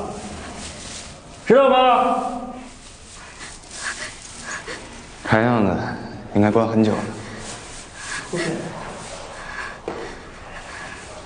你看墙上。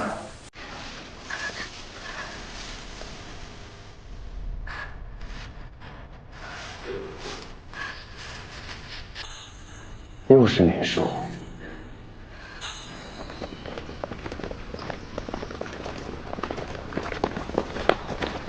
都来了。对。听我说啊，把这屋里屋外每一个房间每一个角落都查清楚了啊，任何细节不能落下，明白吗？明白。去吧。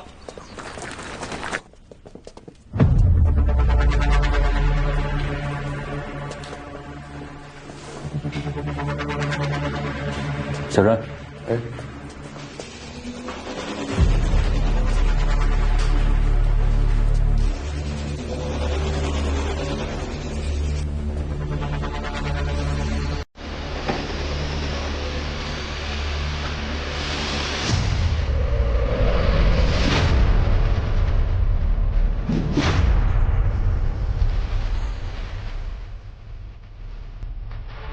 看来这里才是分尸现场。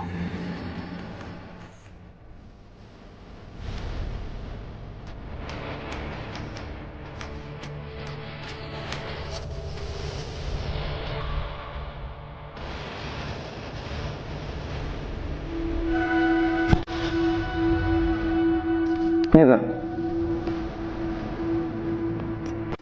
小麦，中午蛋。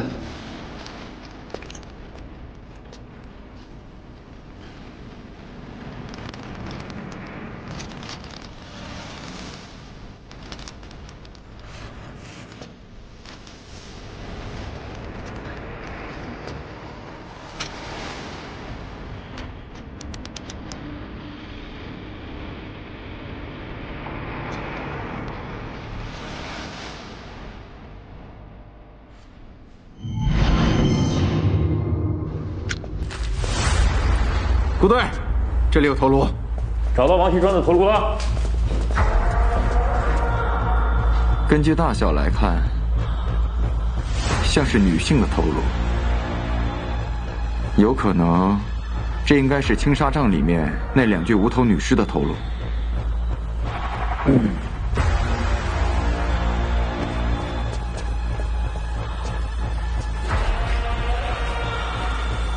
那要这么来说的话，王锡川的头颅曾经应该摆在这儿，他也亲眼目睹了自己被分尸的过程。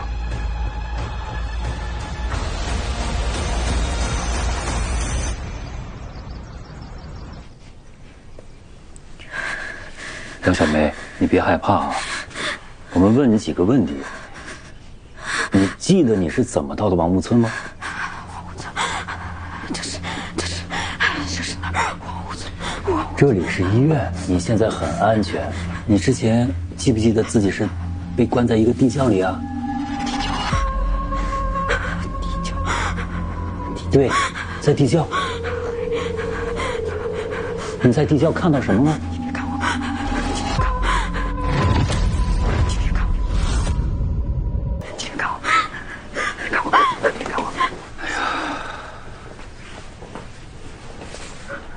看来是受了严重的刺激，这也问不出什么了。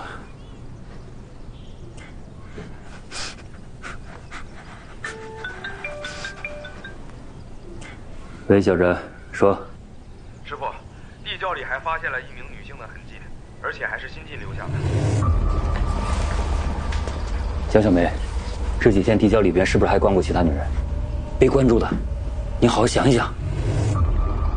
我们是警察。你别害怕啊！我们会帮助你抓住所有欺负过你的人。我不是这个意思，你想一想，是不是有其他女人？你哎，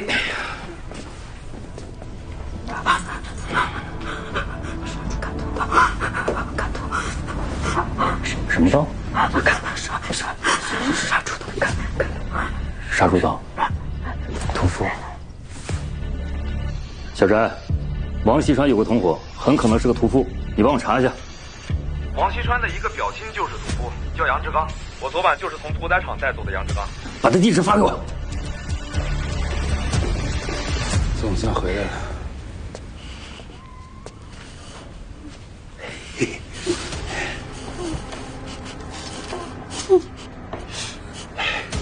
香，便宜了王锡川父子。不过今天也让哥哥爽一爽。嘿嘿嘿嘿嘿嘿嘿嘿！哟，哎，谁？行了。警察同志，冤枉，我就是闻了闻，啥也没干。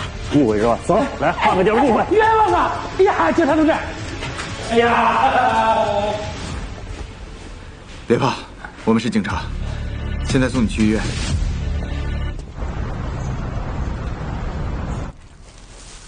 我做王公司的那天，就刚好路过那个屠宰场，但凡我要是进去看一眼，说不定那个林小爱就能早点被救出来了。哎，你也别太自责了。那天你忙前忙后问了那么多村民，哪能想到杨屠夫也有问题？那个杨屠夫啊，看起来还挺正常的，还是我经验不足。这要是我师傅，指定能看出点什么问题来。哦，顾队。哎，看出什么问题？顾队，师傅，王锡川的头颅找到了吗？你看我这个样子像找到了吗？屠宰场杨屠夫家查了个遍，什么都没查到。哎，师傅，您还没吃饭吧？食堂就剩这个了，要不然我给您买盒饭去。不用了，这个可以了啊。哎，不对，我这还有泡面，你要吗？不用了，给秋晨吧。秋晨没吃吧？谢谢，我不吃垃圾食品。你天天就吃糖啊？要成仙了，不吃给我。我给您泡上。你不吃拉倒。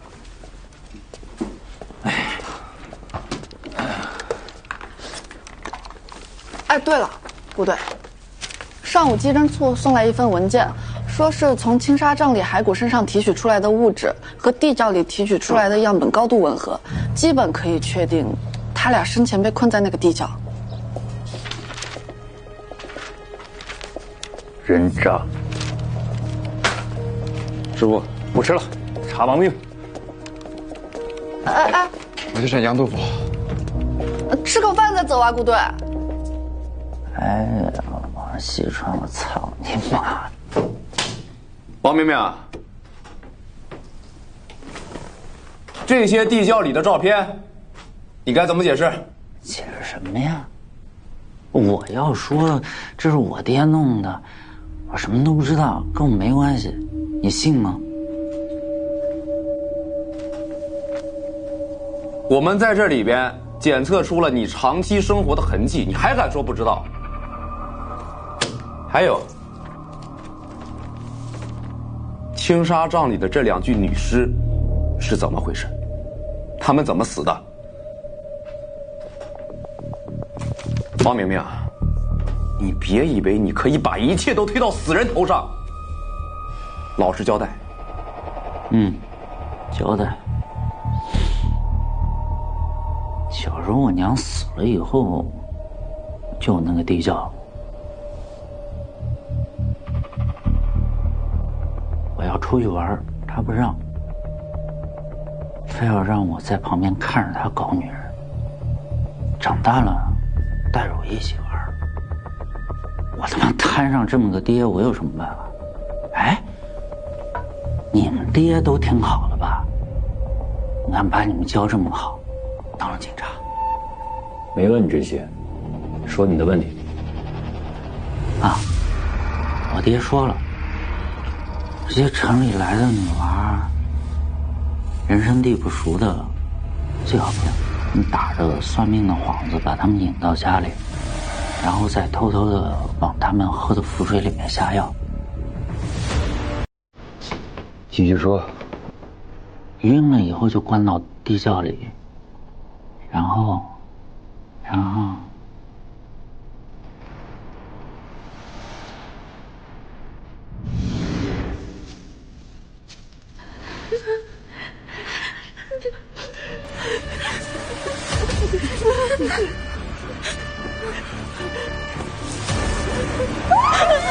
气人！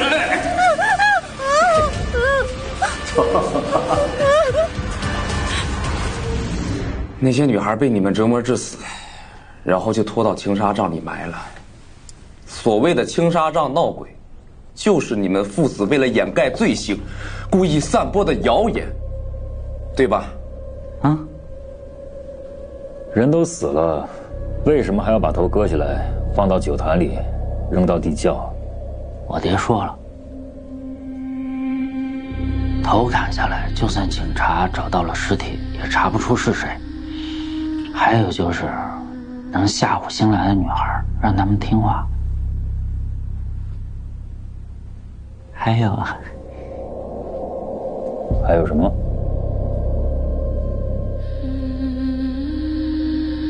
还有就是，他说让死了的女人看他搞新女人，这样更爽。真他妈变态！来，说说杨小梅的情况。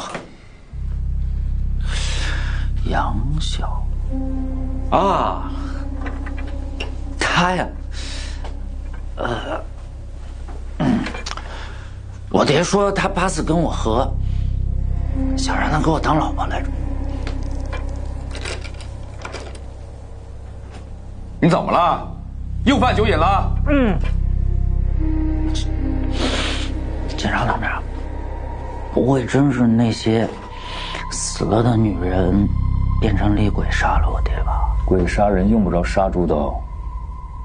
你应该认识杨志刚吧？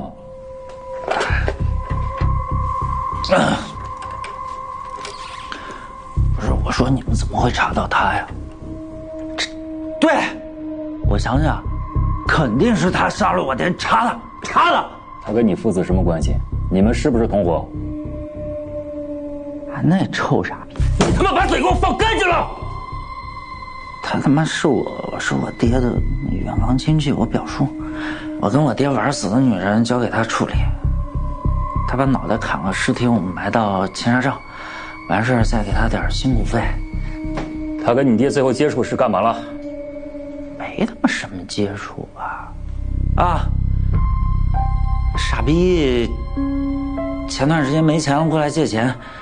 然后，我爹不给他，骂骂咧咧的说要把地窖的事儿都说出去，让所有人都知道。然后那俩傻逼就打起来了，动了下手。哎，警察同志，该说的我都说了。我觉得我这辈子过得挺没意思的，老王八蛋把我教成这样，给我毙了吧。毙不毙你说了不算，由法律决定。警察同志，我真是冤枉啊！警察同志，看看这些照片。哎呦，我真不认识，我没见过这照片。你敢说你不知道王锡川父子的勾当啊？青纱帐这2具尸体的头颅是你割的吧？哎，是，我确实是替他们处理过2具尸体，但那都是很早以前的事儿了。这王锡川可是真精啊，他就给我1点钱。不过我也没跟他闹掰。就是前2天，我去找他借钱。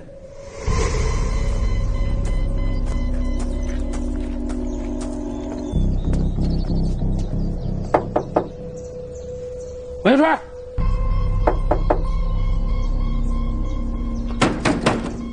谁呀？敲什么敲？你赶紧开门！大白天的。志刚，你大白天的关着门在里面干什么脏事呢？志刚，不是老哥不帮你，老哥也没钱呐。我那些钱都给那兔崽子喝酒赌博去了。你少在这糊弄鬼！老子那都是辛苦钱，不像你们爷俩动动嘴皮子就把钱骗来了，你可不拐骗。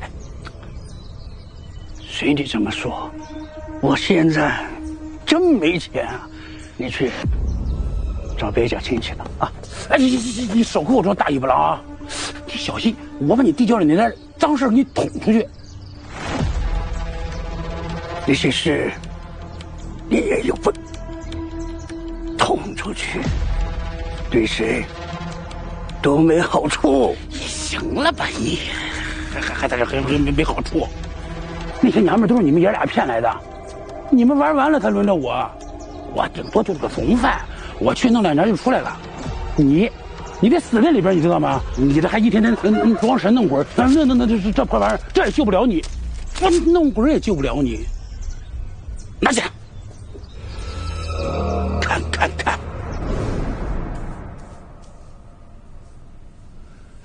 案发当天，你去王家干什么？我可没去王家。那天我早就睡觉了。第2天早上我起来才看见王锡川半夜给我发了个信息，哎呀，说是借钱的事情都好说啊，让我不要说他那些事儿，还说给我一个女的呢。我那手机里有，不信你看那记录。然后呢？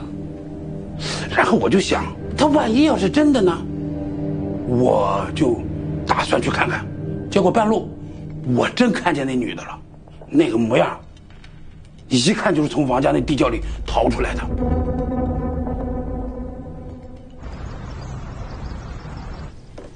我去王湖村是为了找王锡川算命，结果他把我带到青纱帐里，说要搞一个什么转运仪式。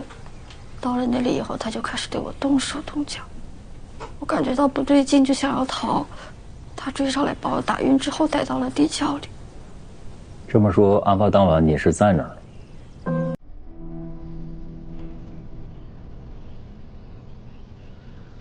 那天晚上发生什么了？你有没有听到楼上有什么声响，或者有人说话？那天晚上我在地窖里，隐约听到上面有人吵架，但是我给灌了符水，很快就昏睡过去了。第2天醒过来，那个疯女人说王锡川死了。终于死了，他死了。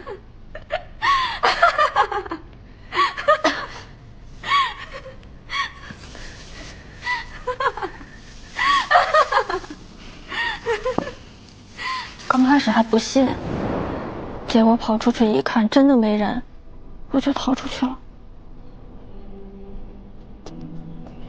李小爱，来吃药了。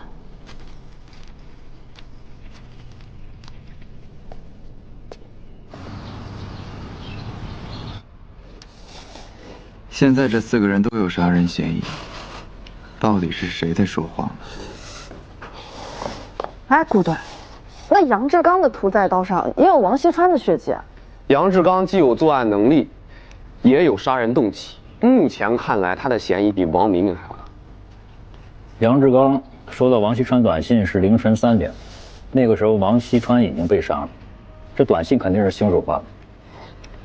那难道是王明明杀了人，然后再让杨志刚帮忙分尸？他们俩一直觊觎王锡川的财产，有这种可能性啊。秋仁，说说你的想法。那张地窖墙上“姊妹”2字，应该是个很重要的线索。按你的意思是说，这凶手是想替地窖受害的女性出头，报仇啊？王明明和杨志刚这2个嫌疑人都是加害者，而杨小梅和李小爱都是受害者。那杨小梅还疯了，杨小梅有能力复仇吗？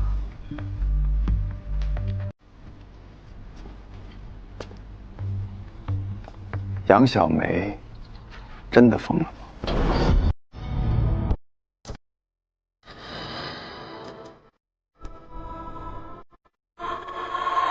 一个真正疯了的人，是不会在意自己是否衣不蔽体，这是正常人才具备的羞耻感。你怀疑他在装疯，但就算他头脑正常，他已经被铁链拴了那么久了，恐怕肌肉都萎缩了，他还有能力杀人分尸吗？他被我们发现的时候被铁链锁着，不代表他一直被铁链锁着。我观察过他手脚上的伤痕，基本上都是旧伤。另外，我已经联系医院给他做了肌肉检测，已经证实他目前具备正常行动能力。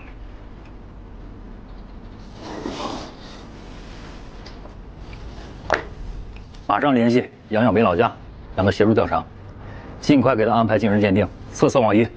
是，别迟了。是。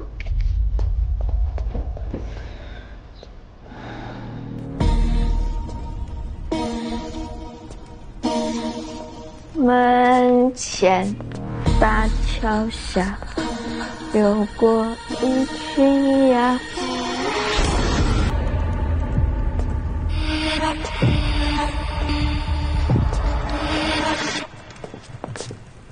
警官，办完出院手续，我就可以回家了吧？近期你还是留在江城，警方这边还需要你配合调查。好吧。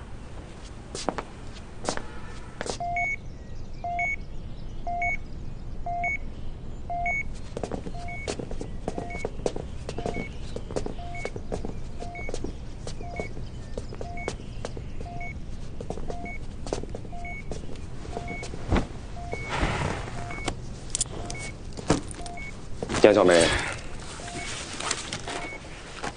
你的精神鉴定，还有测谎仪测试的结果都出来了，你还打算继续装下去吗？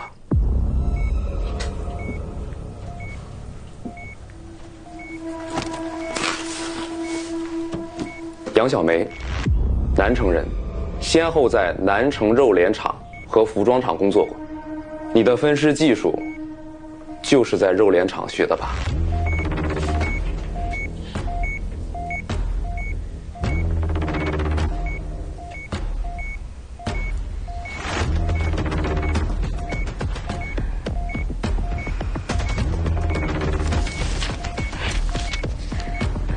你们不去查王锡川、王明明，还有杨志刚，你们过来查我！会查的，都会查清楚的。我们警方不会冤枉一个好人，更不会放过一个坏人。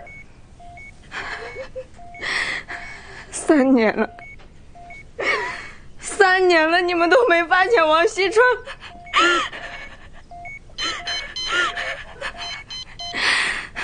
你让我怎么相信你们？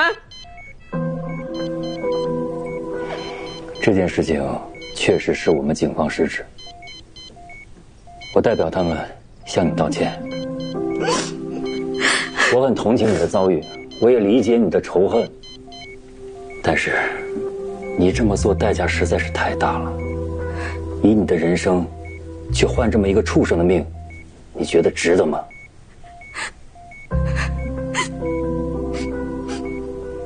你这个案子啊，只要你认罪，完全可以酌情减刑。你还很年轻，我们希望你能说出真相，跟过去做一个了断，这样可以重新开启人生。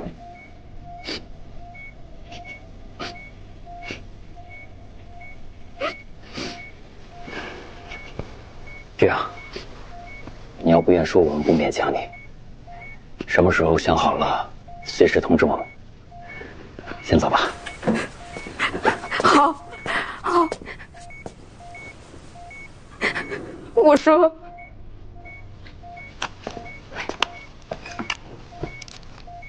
开始录像。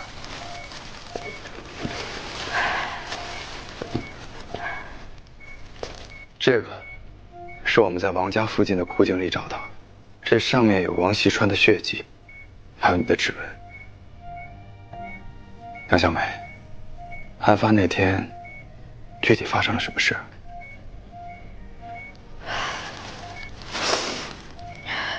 那天晚上，我从我妹妹身上偷了钥匙，逃出了地窖。我本来想跑的，可我当时自己那个鬼样子，能跑到哪儿去？正好那天，王锡川那个老东西喝醉了。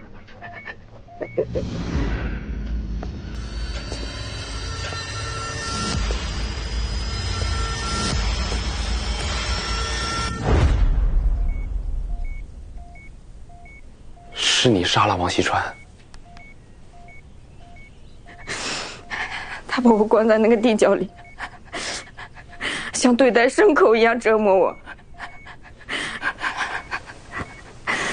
我就算杀他100次都不解恨。那尸体你是怎么处理的？还能怎么处理？跟杀猪一样啊，把它一片片剁碎。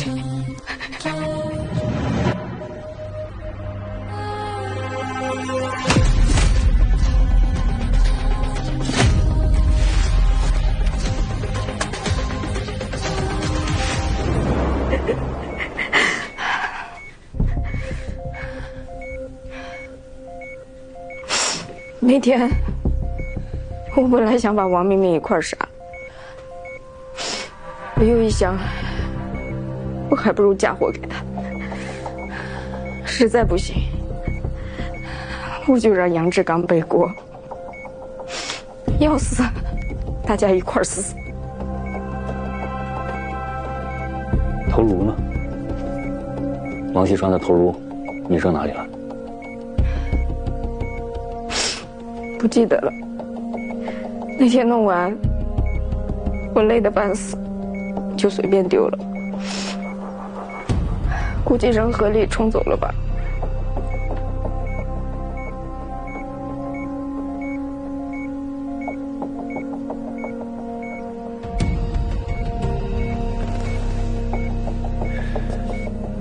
你杀人分尸的时候，任小爱在哪儿？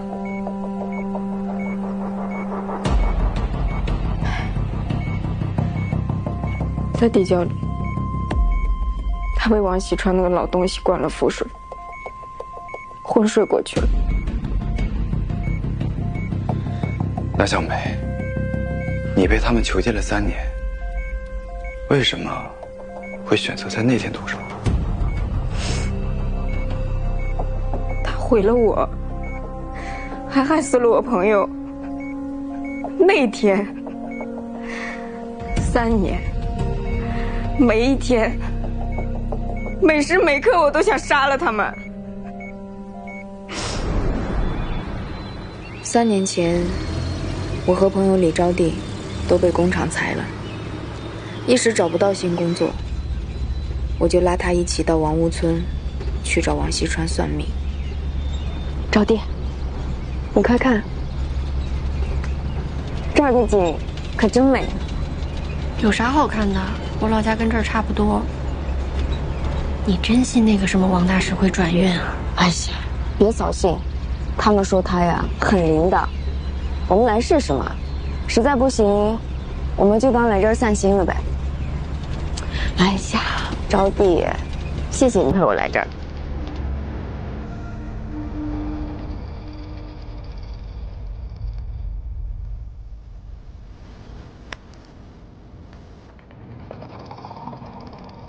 死了。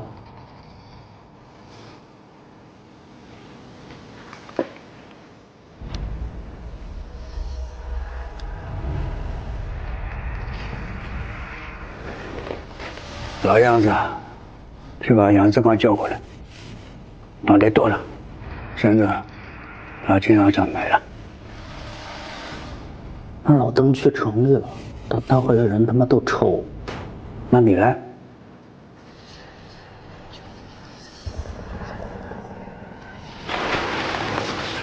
王锡川，老王八蛋！我他妈是，是我干这么损英国的事儿，你还是爹吗？没胆量就没胆量。算了，这一个就不跟脑袋了，把他拖出去，拿军伤上去，这活总能干了吧？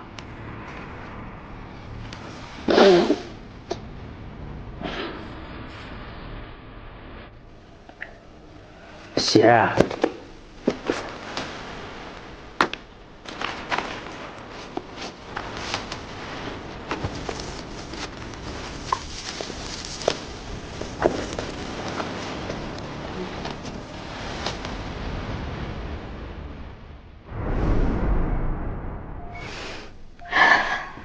该说的我都说完了。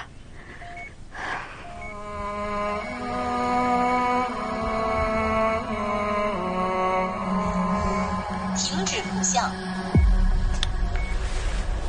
谢谢你。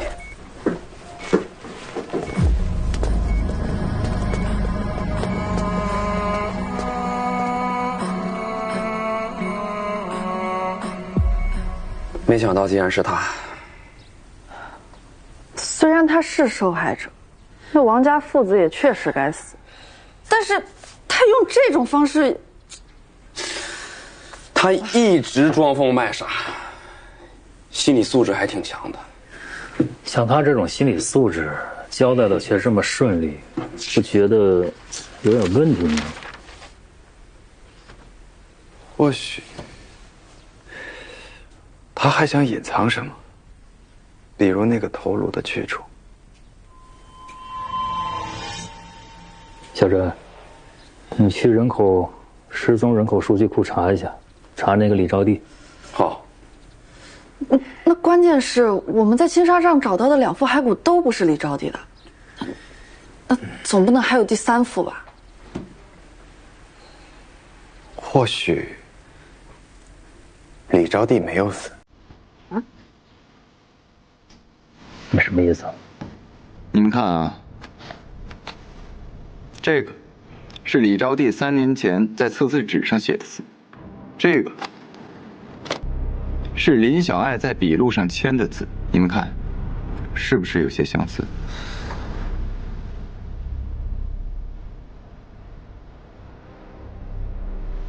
哎，是有点像，哎，但不能说是一模一样啊。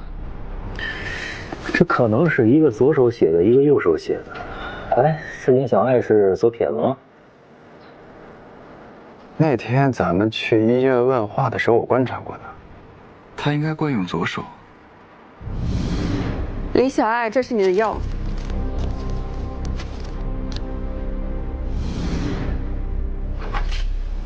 但他签字用的却是右手。当时我以为是后天矫正的，直到看到李招娣的字，我才意识到，他有没有可能是故意的？这确实能解释2个字迹之间的细微差异了。所以，你怀疑林小爱就是李招娣？没错。你赶紧去找那个笔迹鉴定专家啊，进行比对确认。好。哎，对了，还有那个地窖墙上的女数字也一并确认一下，起笔角度、转折力度和收尾角度都十分相似。我怀疑啊，他大概率也接触过杀夫案背后的真正主谋。明白。哎，这个。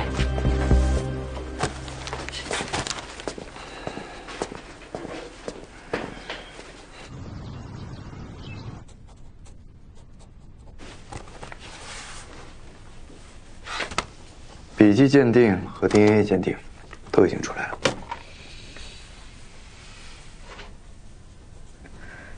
没错，我是李招娣。你为什么回王屋村啊？为了救杨小梅。他以为我死了，没想到我命大，不仅活了下来，还能回去救他。哎呀，招娣，谢谢你陪我来这儿。与其说找人转运，不如改个名字。我讨厌招娣这个名字，可还不知道改成什么。改名字？哎，对了，你说叫小爱怎么样？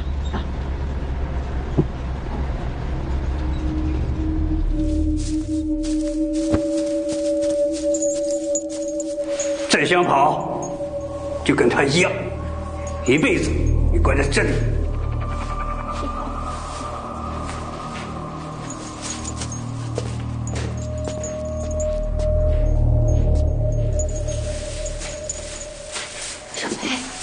小梅，你还记得我吗？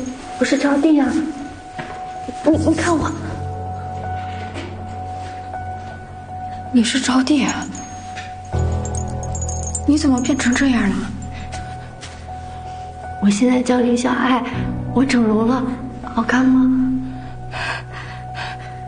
不对，你不是因为好看才整的容，你为什么要回来？你是回来救我的吗？别怕，我来带你回家。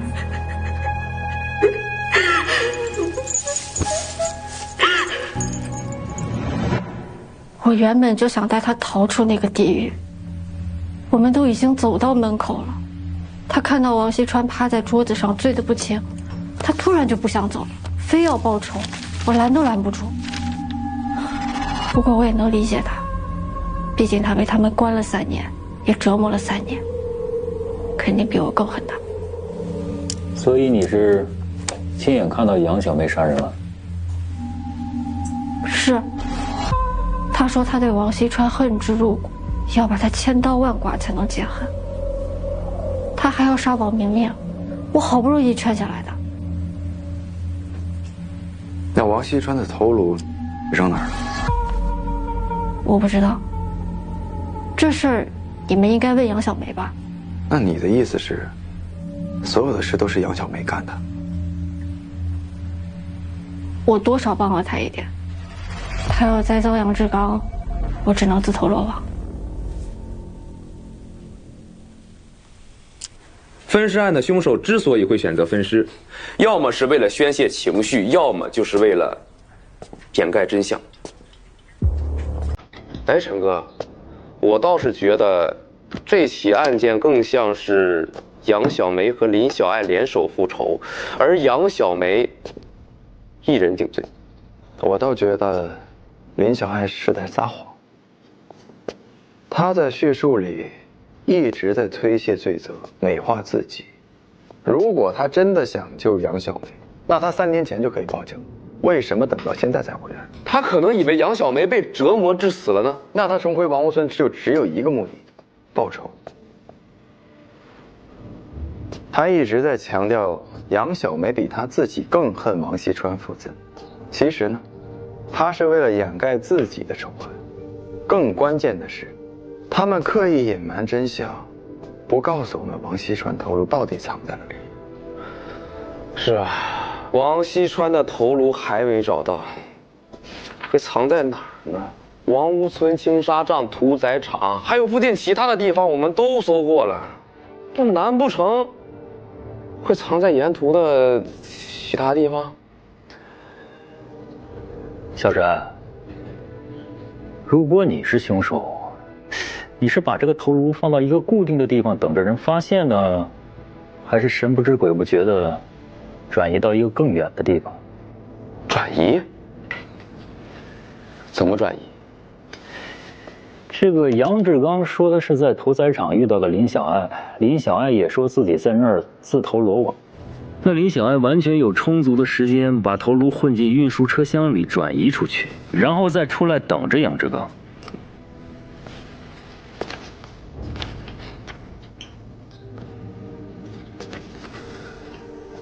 这是屠宰场的货车，每天定时定点发车，查一下这辆车的去向。我明白了，难道头颅就藏在这辆车上？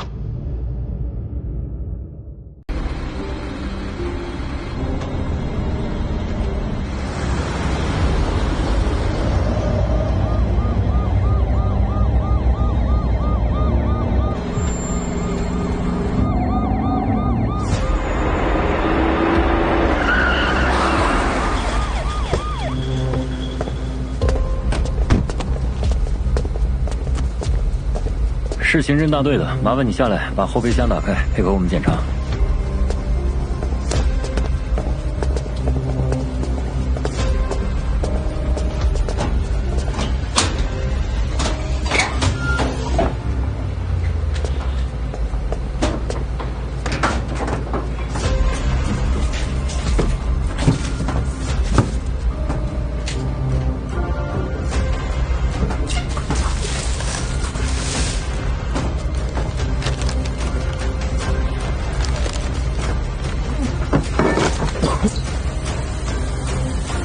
师傅，成哥，哇，果然在这儿。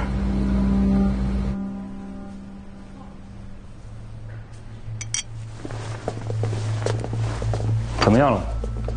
哦，根据前几次的尸体拼接和这次的颅骨检测，基本可以确定王锡川的致命伤就是后脑被钝器击打所致的。钝器？能确定是什么钝器吗？现在还不能确定，不过他颅内有淤血，根据颅骨的凹陷程度来讲，应该是砖头之类的东西。哦，但没那么大。砖头？哎，这个凹陷深度是多少？深度5毫米左右。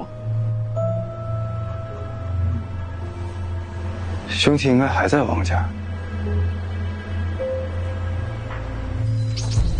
这里我们都查遍了，就差把这屋顶掀了。这凶器啊不会在屋里，要是的话也是应该在这外边哪个地儿。哎，你听我说话了吗？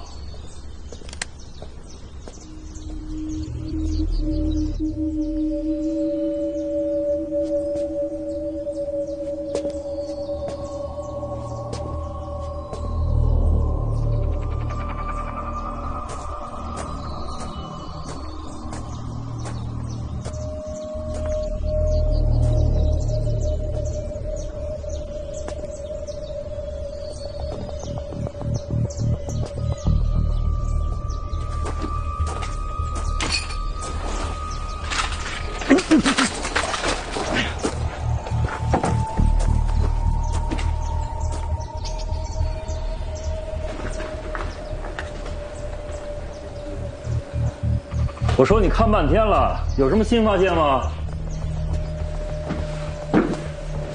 看什么呢？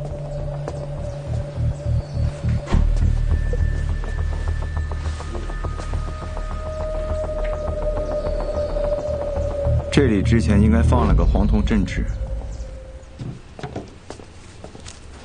你真的认为这黄铜镇纸就在这儿啊？梁小梅和林小爱长期被关在这儿。如果要是藏东西，他一定会藏在更熟悉的地窖。师傅，找到了。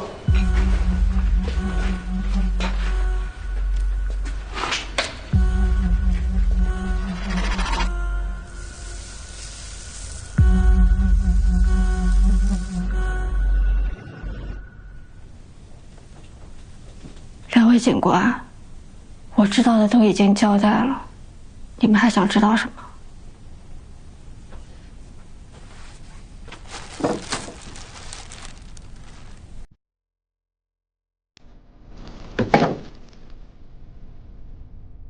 王锡川的头颅我们已经找到了，经法医检验，致命伤在后脑，而这个是凶器。这上面除了王锡川本人，还有一枚残缺的指纹，经比对检验，是你的。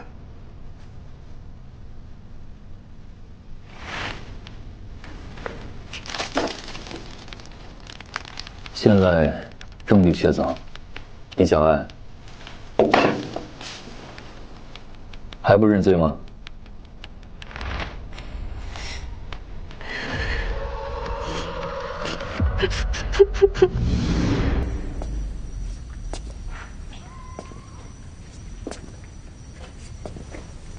地窖里那个是我儿媳妇，不听话，才被关起来的。那酒瓶子里那些人头都是真的。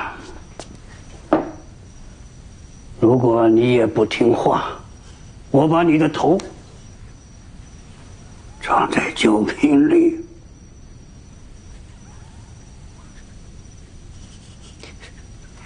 我听话，我听话，我什么都听你的，我听话，我不跑了，我听话。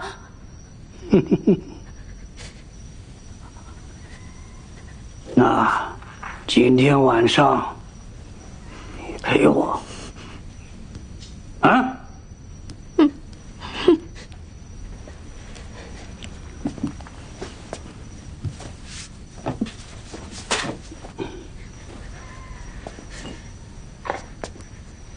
走。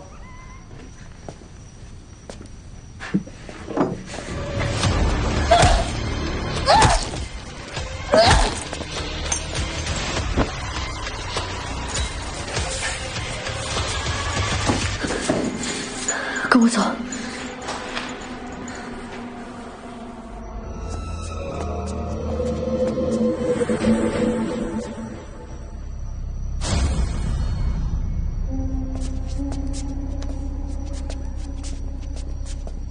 他喝多了，我刚刚想杀了他，但是我觉得还是先下去救你要紧。我也是，我每天都想杀了他，我恨不得把他千刀万剐，但是我被他们每天关着，我没有机会，我也害怕。现在，眼前不就是一个大好的机会吗？可是，杀了人，警察很快就会发现的。我有个办法，我们可以嫁祸给王明明，还可以嫁祸给杨志刚，让警察把他们都抓了。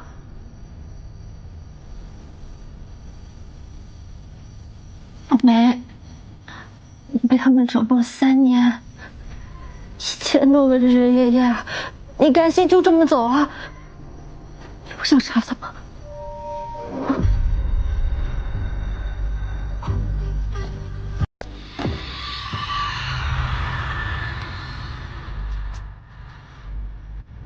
我刚刚就想杀了他，我想亲手杀了他，但是我怕我找不准位置，万一把他弄醒就糟了。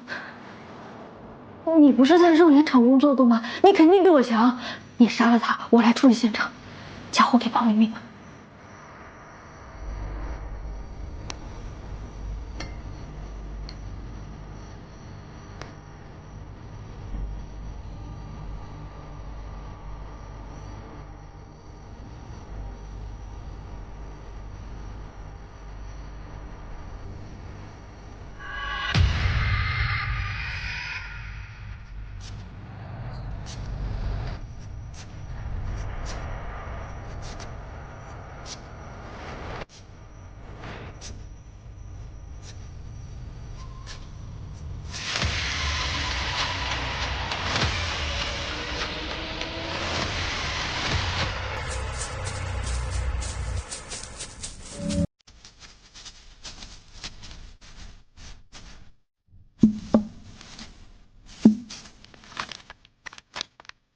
小梅，你留在这儿，我去杨志刚那。我们都伪装成受害者，这样警察就想不到是我们干的。那分析实况呢？你分尸已经够累了，接下来我来处理。我把头颅藏到杨志刚的屠宰场里，到时候我们就栽赃给杨志刚。对。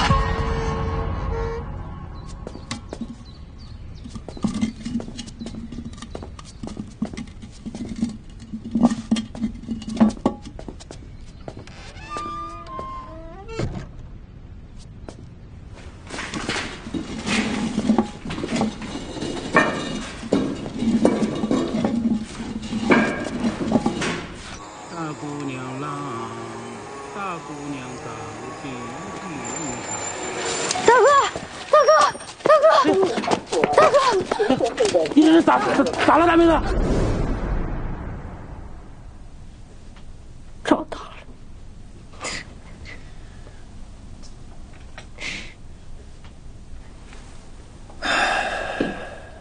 你为什么这么做？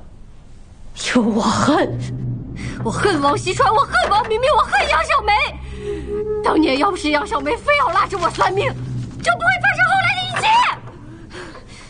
那个时候，我被他们折磨的差点死了，还好凭他从青纱帐里爬了出来，被好心人救了。你为什么不报警？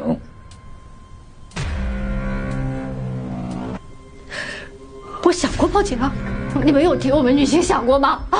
一旦这件事情公之于众，我们的人生就完了。你的人生，你知不知道还有2个女孩在里边遇害了？王锡川割下了她们头颅，放在罐子里，尸体埋在青纱帐。你的人生是人生，那2个女孩的生命呢，就不是命吗？你是不是从那个时候就开始策划报复了？我虽然侥幸活了下来，但是我每天都生不如死，我每天都想死，我每天做噩梦。我不是在青纱帐里，就是在地窖里，我要疯了，我好想死，我真的每天都想自杀，想自杀。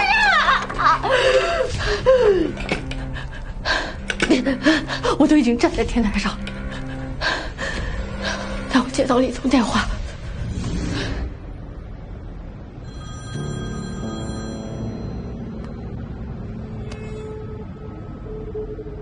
该死的人不是你，我可以帮你报仇。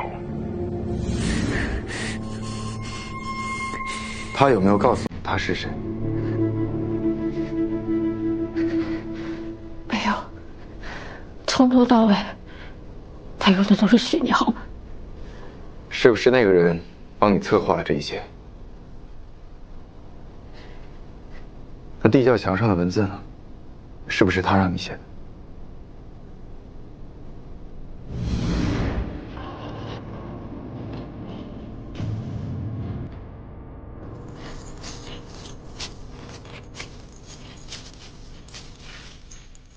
你写的啥呀？这是秘书里的姊妹。小梅，我一直把你当姐姐，这3年来，我一想到你还在这里，我就吃不下饭，睡不着觉。我一定要救你出去。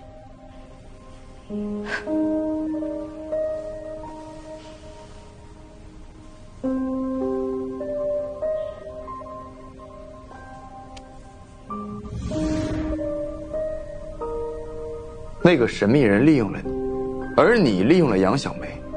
杨小梅到现在都以为你是来救她的，以为是她自己杀了王锡川。这是他欠我的，要怪就怪他出人。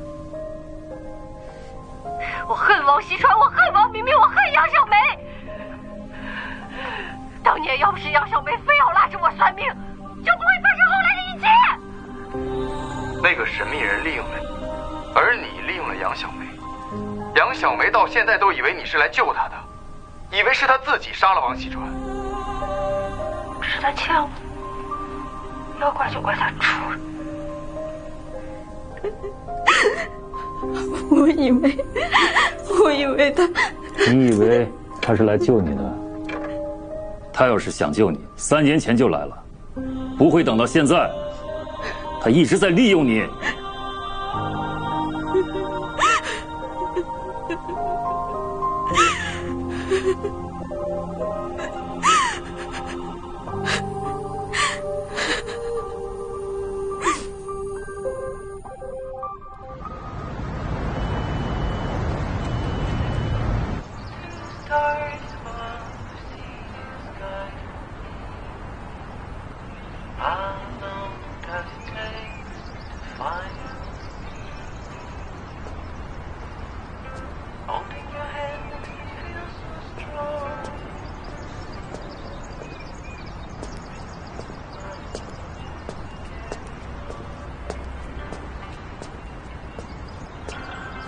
又在这一个人玩深沉呢？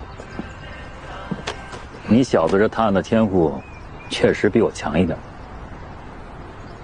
但王锡川的头颅最终还是你找到的，老姜还是拉。老什么老？我还是根青葱啊！你可算了。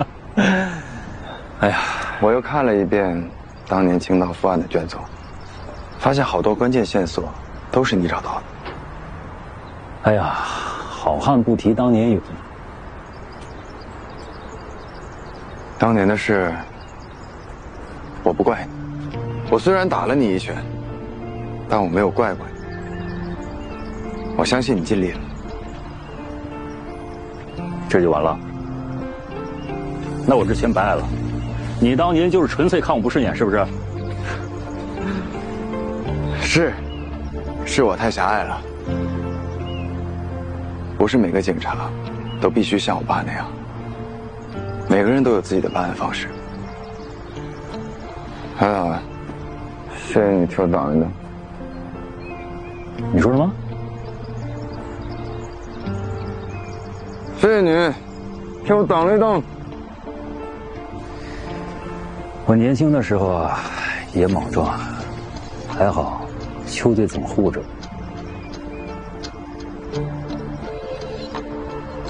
很久没有人在我面前提起我爸了，就连容易也会刻意回避。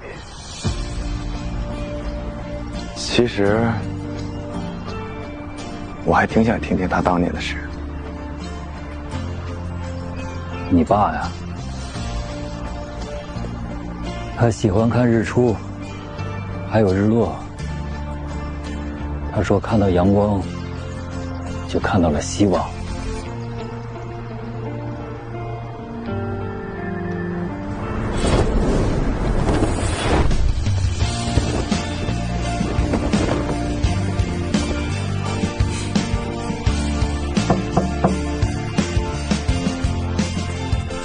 来了，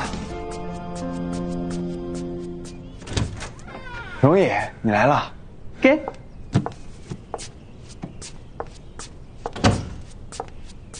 案子破了，给你庆祝一下。还是生日蛋糕呢。我看你最近都瘦了，给你买点热量高的。哎，今天怎么把窗帘拉开了？啊，就是觉得偶尔晒晒太阳也挺好的。这就对了。容易，有一个问题我一直想问你。你说。你亲眼见到顾宇明杀了清道夫吗？我亲眼看到的。那他的动机呢？好了，休息的时候不要再想案子，吃蛋糕。我来。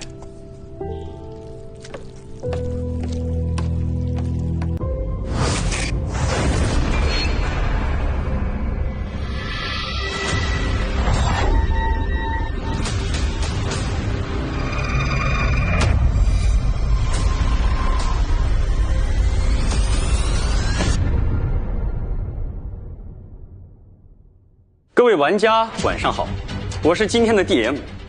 今天的剧本是《死神降临》，在这个故事中，你们将扮演不同的角色。游戏开始。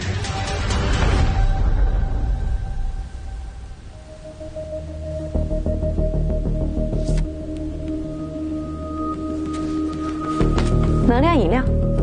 7点。3点积分给我。积分归我了。7分。道具一张。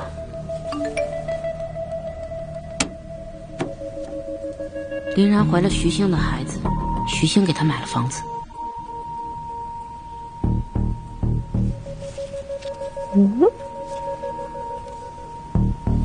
小茹，别玩手机了，该你了。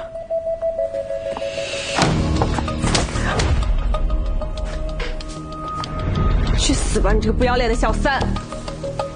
小茹，你干什么啊？你剧本里有这一段吗？不是，你就算有，你也不能真打呀。你懂什么？这叫真听、真看、真感受，是演员的基本素养。可以啊，小茹，演技越来越好了。那徐总有没有兴趣投资下我的新戏啊？可以啊，我考虑考虑。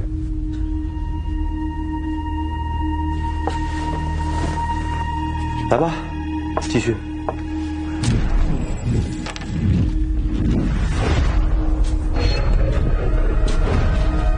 跳两张，积分翻倍。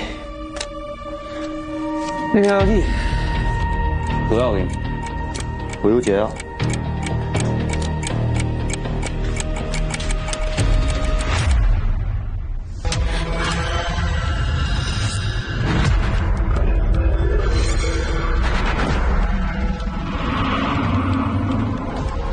游戏结束。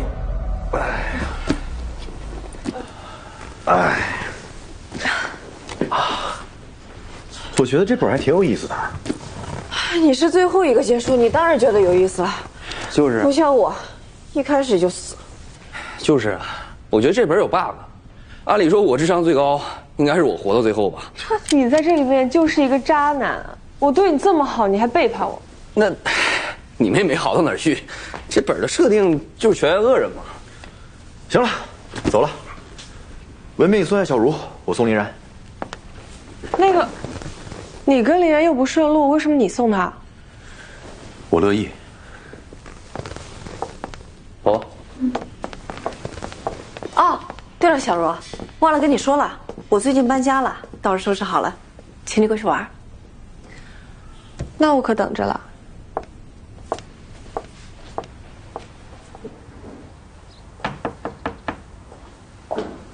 来了。谁？小茹？怎么不欢迎我？啊，怎么会？你快进来。哟，这么大呢？对，你坐会儿，我给你倒杯水。不用，先带我看看。行啊。这是我家厨房，现在做饭吗？不错啊，这不是请了个阿姨吗？哟，挣钱了。这是餐桌，待会儿我们就在这吃饭，怎么样？这还有2楼呢。走，我带你上去看一下我的卧室，看看。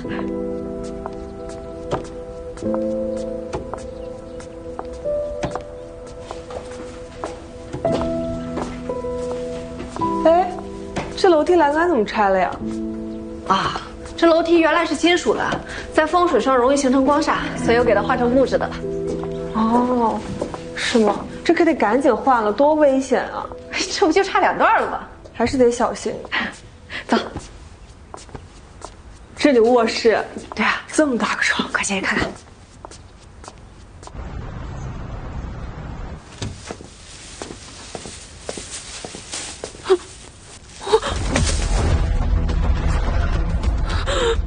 警察，我要报警！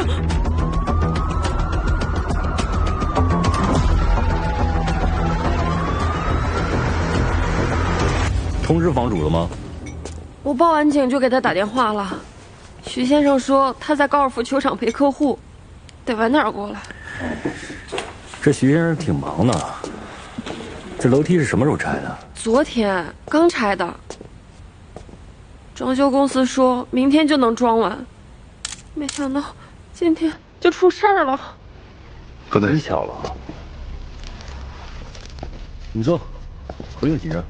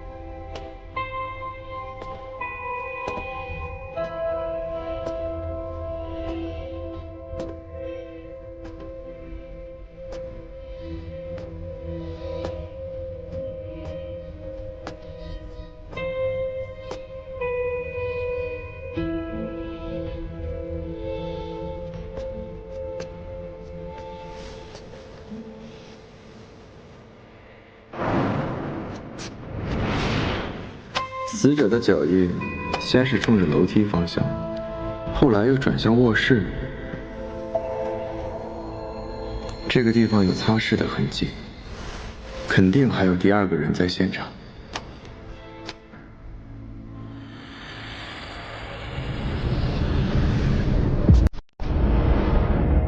看脚印，是倒退摔下的楼梯，可能现场发生过推搡。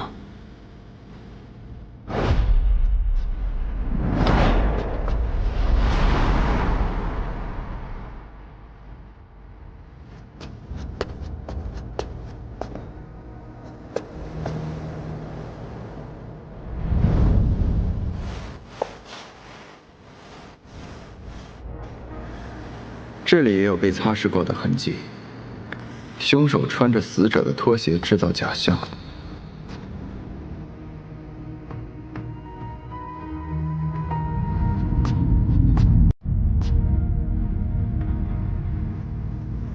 没错，就是有人精心制造的意外。师傅，小区的监控显示，今天下午有个女人来过这里。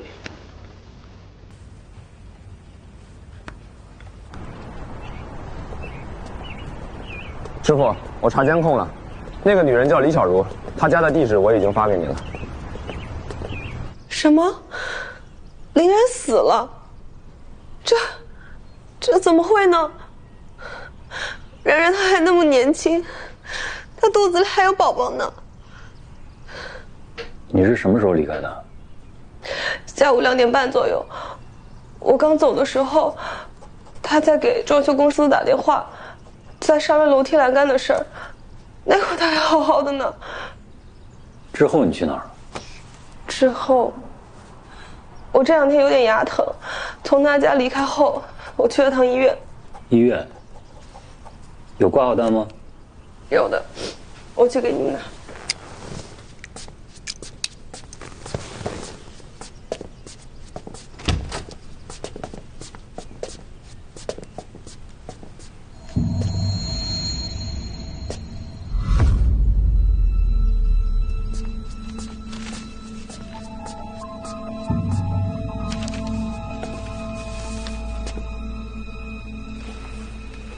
行吧，那我们先走了。这小票我们带回去，最近不要离开江城，好吧？走吧。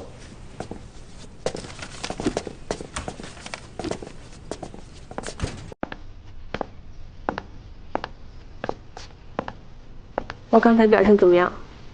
还不错。那还不是多亏了我们赵大律师，今晚我可要好好感谢你。要怎么感谢啊？这李小茹的演技痕迹也太明显了，道具都准备好了，就等咱们来查。而且他家里还有一个人，一个男人，他那套说辞，他要一个人的票据，应该都是那个男人给他准备的。而且通过床头柜那个撕开的避孕套外包装来看，那个男人应该跟他十分亲密。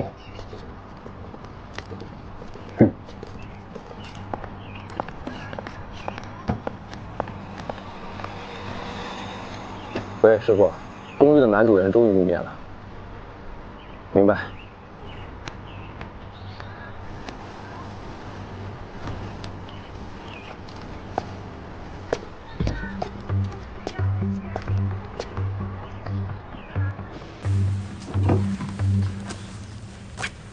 啊，不用谢谢。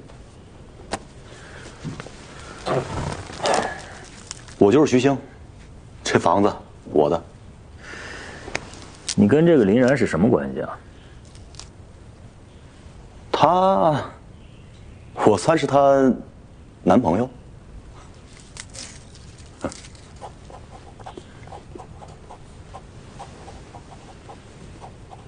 这个楼梯是怎么回事？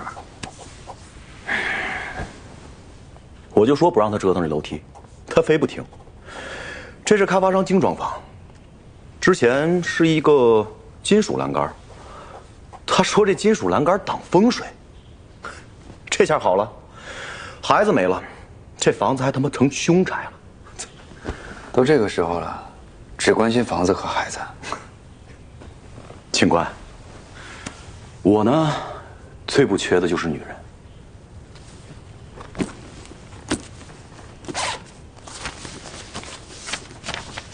这个女孩你认识吗？李小茹。你再仔细看一下，确认。警官，我睡过的女人，我能不认识吗？你们3个什么关系啊？我们是大学同学。不抽，谢谢。来，前几天我们还在一起玩来着。李小茹跟林然算是闺蜜吧，不过俩人私底下没少较劲。女人嘛，不就那点事儿。哦，我怀疑就是李小茹杀了林然。为什么？因为嫉妒。上大学的时候，我和李小茹好过，前段时间刚跟林然在一起。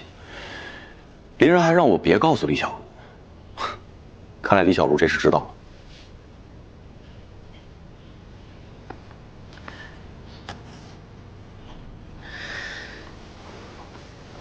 这女孩就因为嫉妒就能杀人啊？警官，你们不了解李小茹，但我了解啊。以她的性格，她绝对能干出这种事儿。她上大学的时候就是学校里的大姐大，看谁不爽就欺负谁。啊，当了演员之后更过分了。前段时间有一个女孩抢她的角色，她差点让这女孩毁容。再说了，你们不是查过监控了吗？今天除了保姆之外，就只有她来过这儿了。啊，对了，林然肚子里的孩子是你的？没错，不然我干嘛买这房子呀？说白了就是买个肚子。上大学的时候，李小茹也怀过我的孩子，不过那会儿我还小，不想要这个孩子，就送了她几个包，让她把孩子打了。现在呢，李小茹要是知道我因为孩子给林然买了这个房子，我估计李小茹得气死了。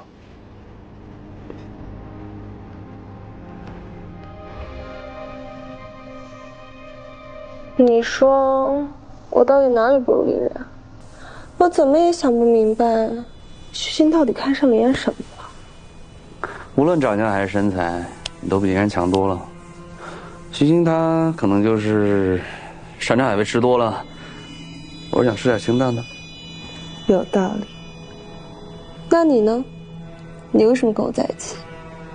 别说什么喜欢，我早就不信这套了。及时行乐，享受当下，哪有那么多为什么？是不是因为我曾经是徐星的女人？什么意思啊？别以为我不知道，你跟他老婆王敏也有一腿。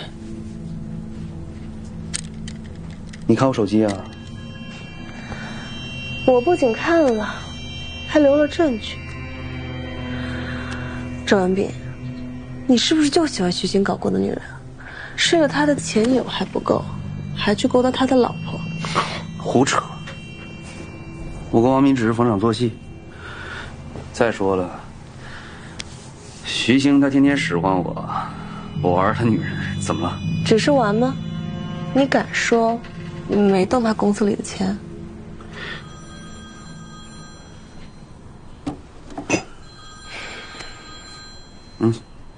肯定让我帮他平事儿。喂，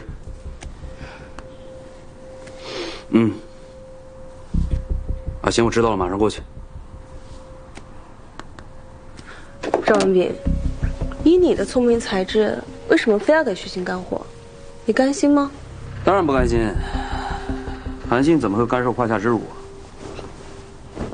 我现在忍只是为了将来。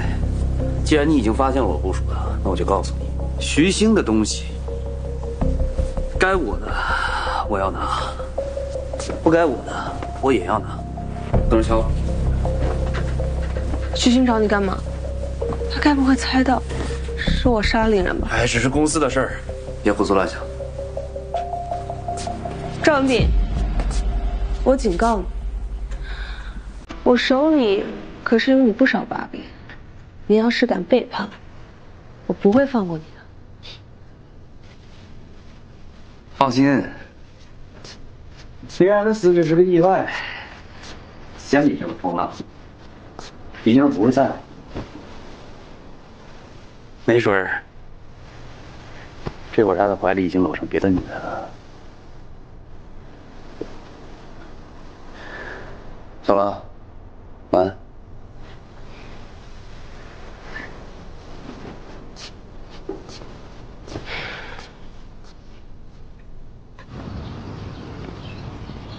林然家的小区监控显示，李小茹离开他家的时间是下午14点32分。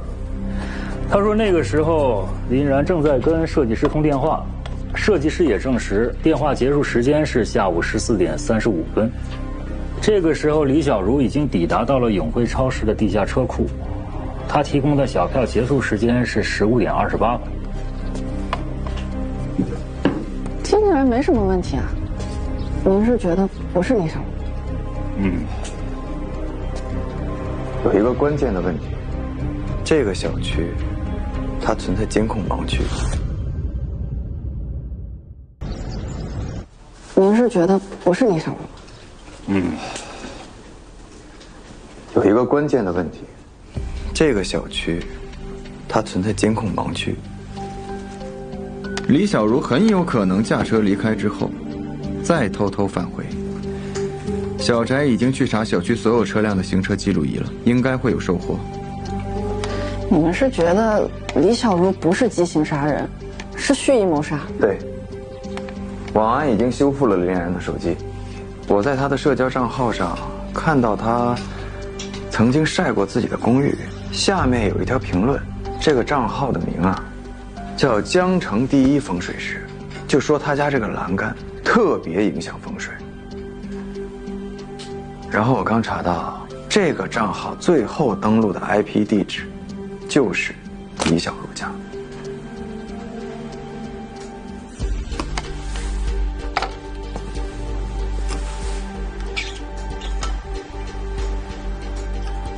李小茹和林然是闺蜜，知道她向来都非常迷信风水之类的玄学，所以故意买了个风水大师的账号，引导她拆除栏杆，然后再去实施犯罪。不是，这也太处心积虑了吧？林然他的手机里边还有什么新的发现吗？哦，对，是有一个信息，但看起来特别像广告。看啊。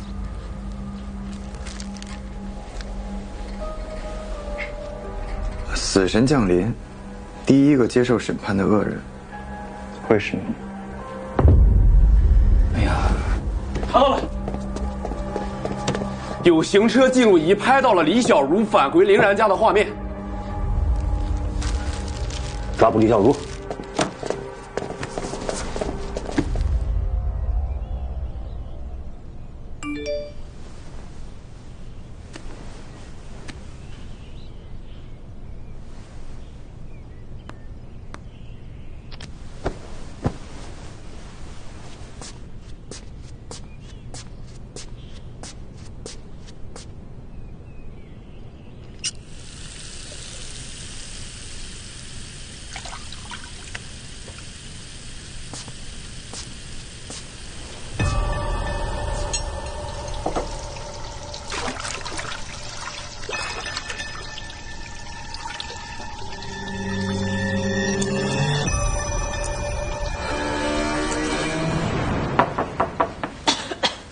来了。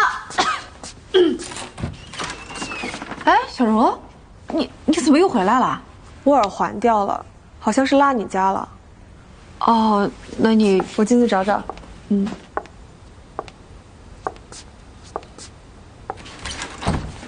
你先自己找找，我给你倒杯水啊。啊，好。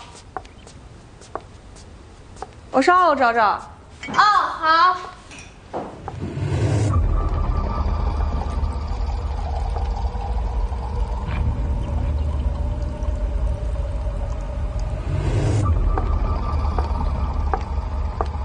然然啊，我找不到，你上来帮我一起找找呗。哦，好。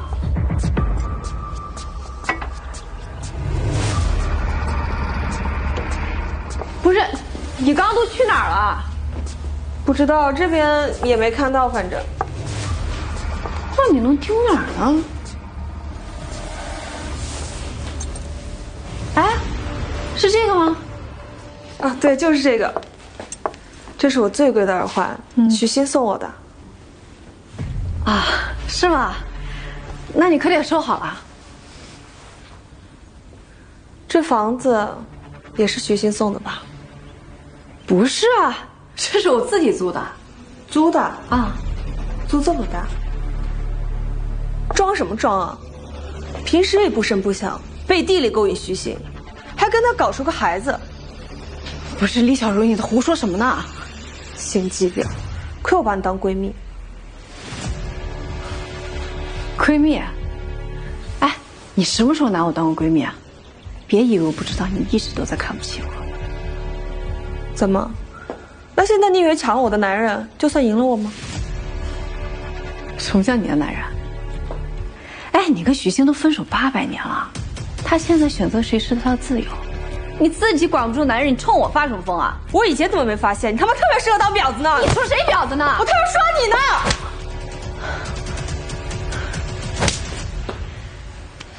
我受够你了，李小璐！我以后再也不会在你身上窝那气了。你还有以后吗？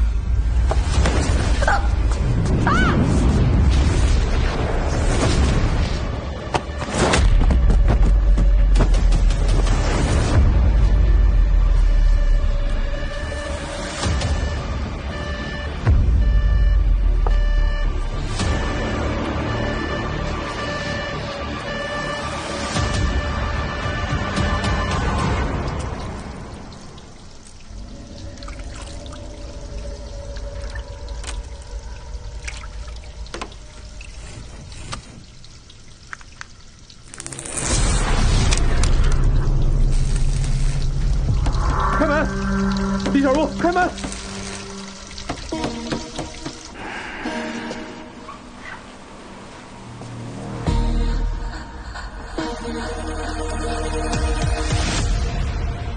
这是电流斑。对，家用220伏的交流电造成的电流斑是这样的，不过水中电机造成电流斑的情况不多，具体的还需要进一步尸检确认。它这个浴缸是电浴缸吗？小陈啊，你去找个电工，查一下是不是这个浴缸漏电，然后再找一下这浴缸是哪家店买的，去要一下购买记录还有维修记录。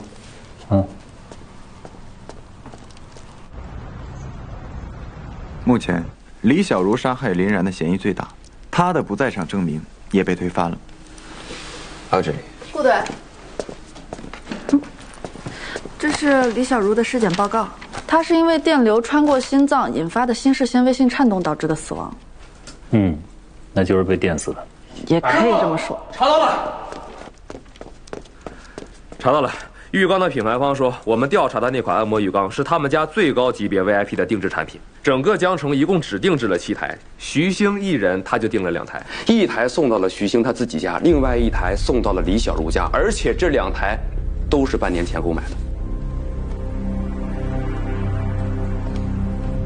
哦，对了，品牌方说，案发前一晚李小茹的号码打过报修电话，这个是案发当天的维修单。地址原先是徐星的，后来呢又变成了李小茹的。监控的画面显示呢，这个维修工来回进出了小区，但是师傅却说，等他上门维修的时候，李小茹却声称自己家的浴缸已经修好了，所以这个师傅连门都没进去。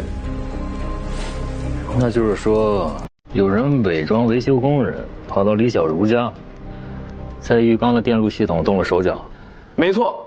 品牌方派出的维修工是在上午10点钟到了小区，但小区的监控画面显示呢，在上午9点左右，有一个穿着维修工服装的男人走了进去，但是这个男人我目前没有查到任何信息。你怎么看？我走了一遍报修流程，发现无论是拨打维修电话，还是通过官网预约维修，都有确认客户电话和地址的环节，所以我怀疑，可能拨打那通电话的，就不是他本人，而是有人故意给了错误的地址，利用这个时间差去作案。这个人是赵文炳，跟其他3个人是大学同学，现在是在徐星的一家公司做法务总监。李小茹家的监控显示，他是近期出入他家最频繁的人，所以我怀疑赵文炳就是打维修电话的人。林然和徐星偷过情，然后徐星和李小茹又是前男女朋友关系，赵文炳又和李小茹有一腿。哎呀，这些人的关系啊，真够乱的。还有更乱的，这个我在李小茹手机里发现赵文炳和另外一个女人亲密照片，还有视频。王敏，徐星的妻子。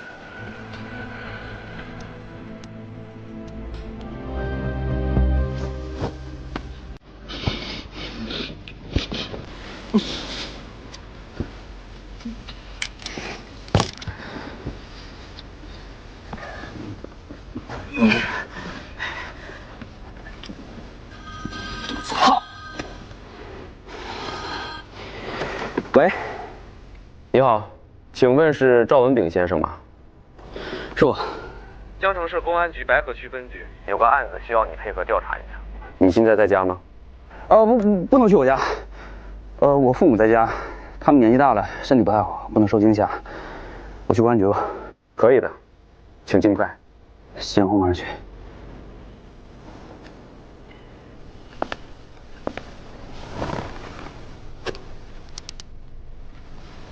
今天上午9点到10点，你在哪里？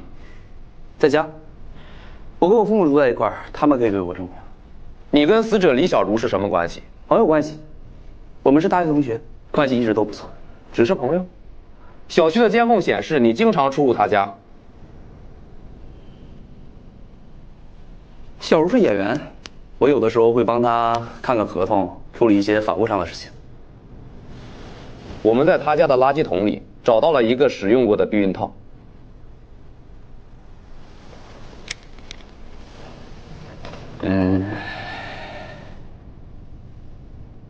好吧，我承认，我最近一段时间跟他走得比较近，也发生过性关系，但我们不是男女朋友，算是地下情吧。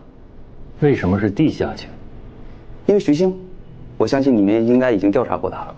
他呢是小茹的前男友，也是我现在的老板。要是让他知道我们之间的事儿，肯定会不高兴的。哦，来了。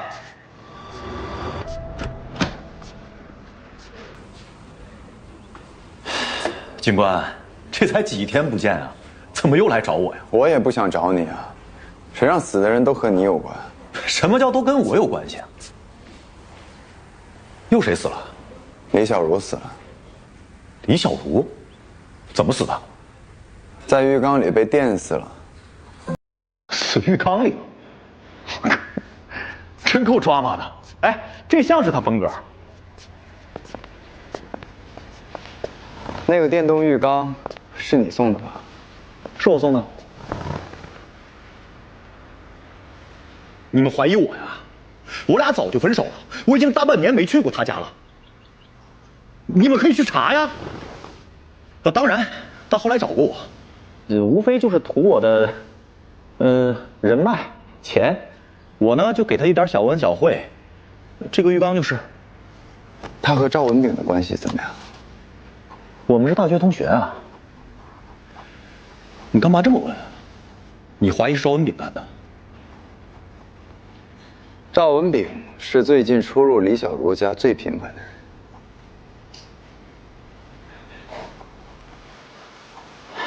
我知道了，应该就是李小茹这个贱人又勾搭上赵文炳了。玩剧本杀那天我就看出来他俩有事。你们什么时候玩的剧本杀？大概1周前吧。我去，我突然想起来这几天发生的这些事儿，和剧本杀里的剧情一模一样。这也太他妈邪门了吧！把你们的出局顺序说一下。不是警官，你当真啊？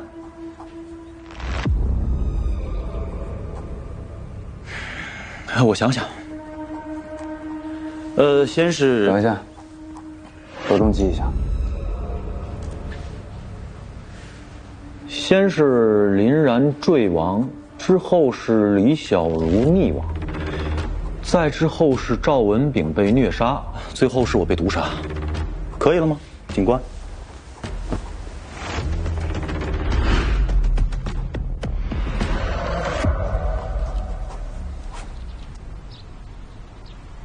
哎，小詹，那个维修工查的怎么样了？还没查到。小区大门的监控只拍到他进去，没有拍到他出来。而且呢，那个小区的后门是没有监控的，我怀疑他从后门出去了。你继续查，这徐兴和赵文炳都有不在场的证明，但是不排除是他们当中其中一个指使别人去干的。还有一个人有嫌疑，王敏。林然和李小茹都接连遇害，而且这2个人呢，都跟徐兴有过男女关系。哎，师傅，你说这会不会是徐兴的老婆王炳干的？还有一个嫌疑人。还有，我在李小茹的手机里面找到一条被删除的短信，和林然那条一样，唯一的区别就是他是第2个接受审判的恶人。这跟林然那个不太一样。徐兴说，他们1周之前去玩过一个剧本杀，在那个游戏里面，林然是第1个坠亡的，然后李小茹是第2个溺亡，最后赵文炳和徐兴也死了，现在还剩下赵文炳和徐兴。那看来，这不是普通的广告，是死亡预告。你说的这个嫌疑人就是发短信的这个人，而这个人很有可能就是设计剧本杀的人。没错。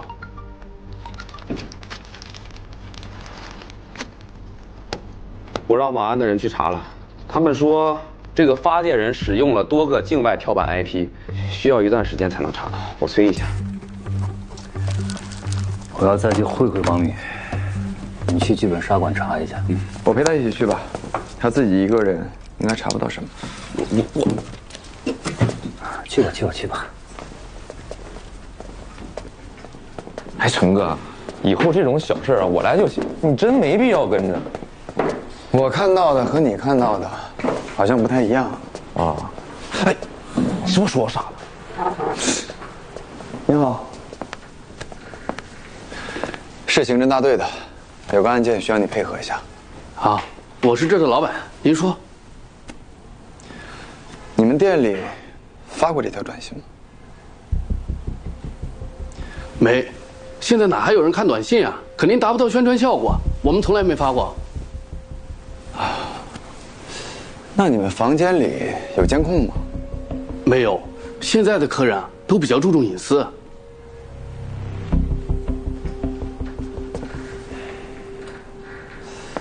哎，那你们剧本杀的输赢顺序有记录吗？我们这儿主持人每天平均主持10场以上，这么多天过去了，他们估计也都不记得了。理解。哎，那个死神降临的剧本，麻烦给我一份。行。来，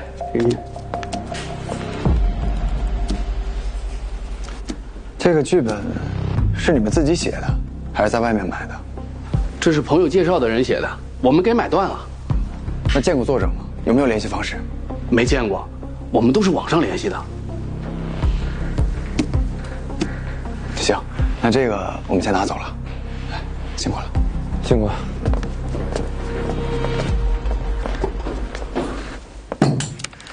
徐太太，别叫我徐太太，我叫王敏。王女士，这2名女性您认识吗？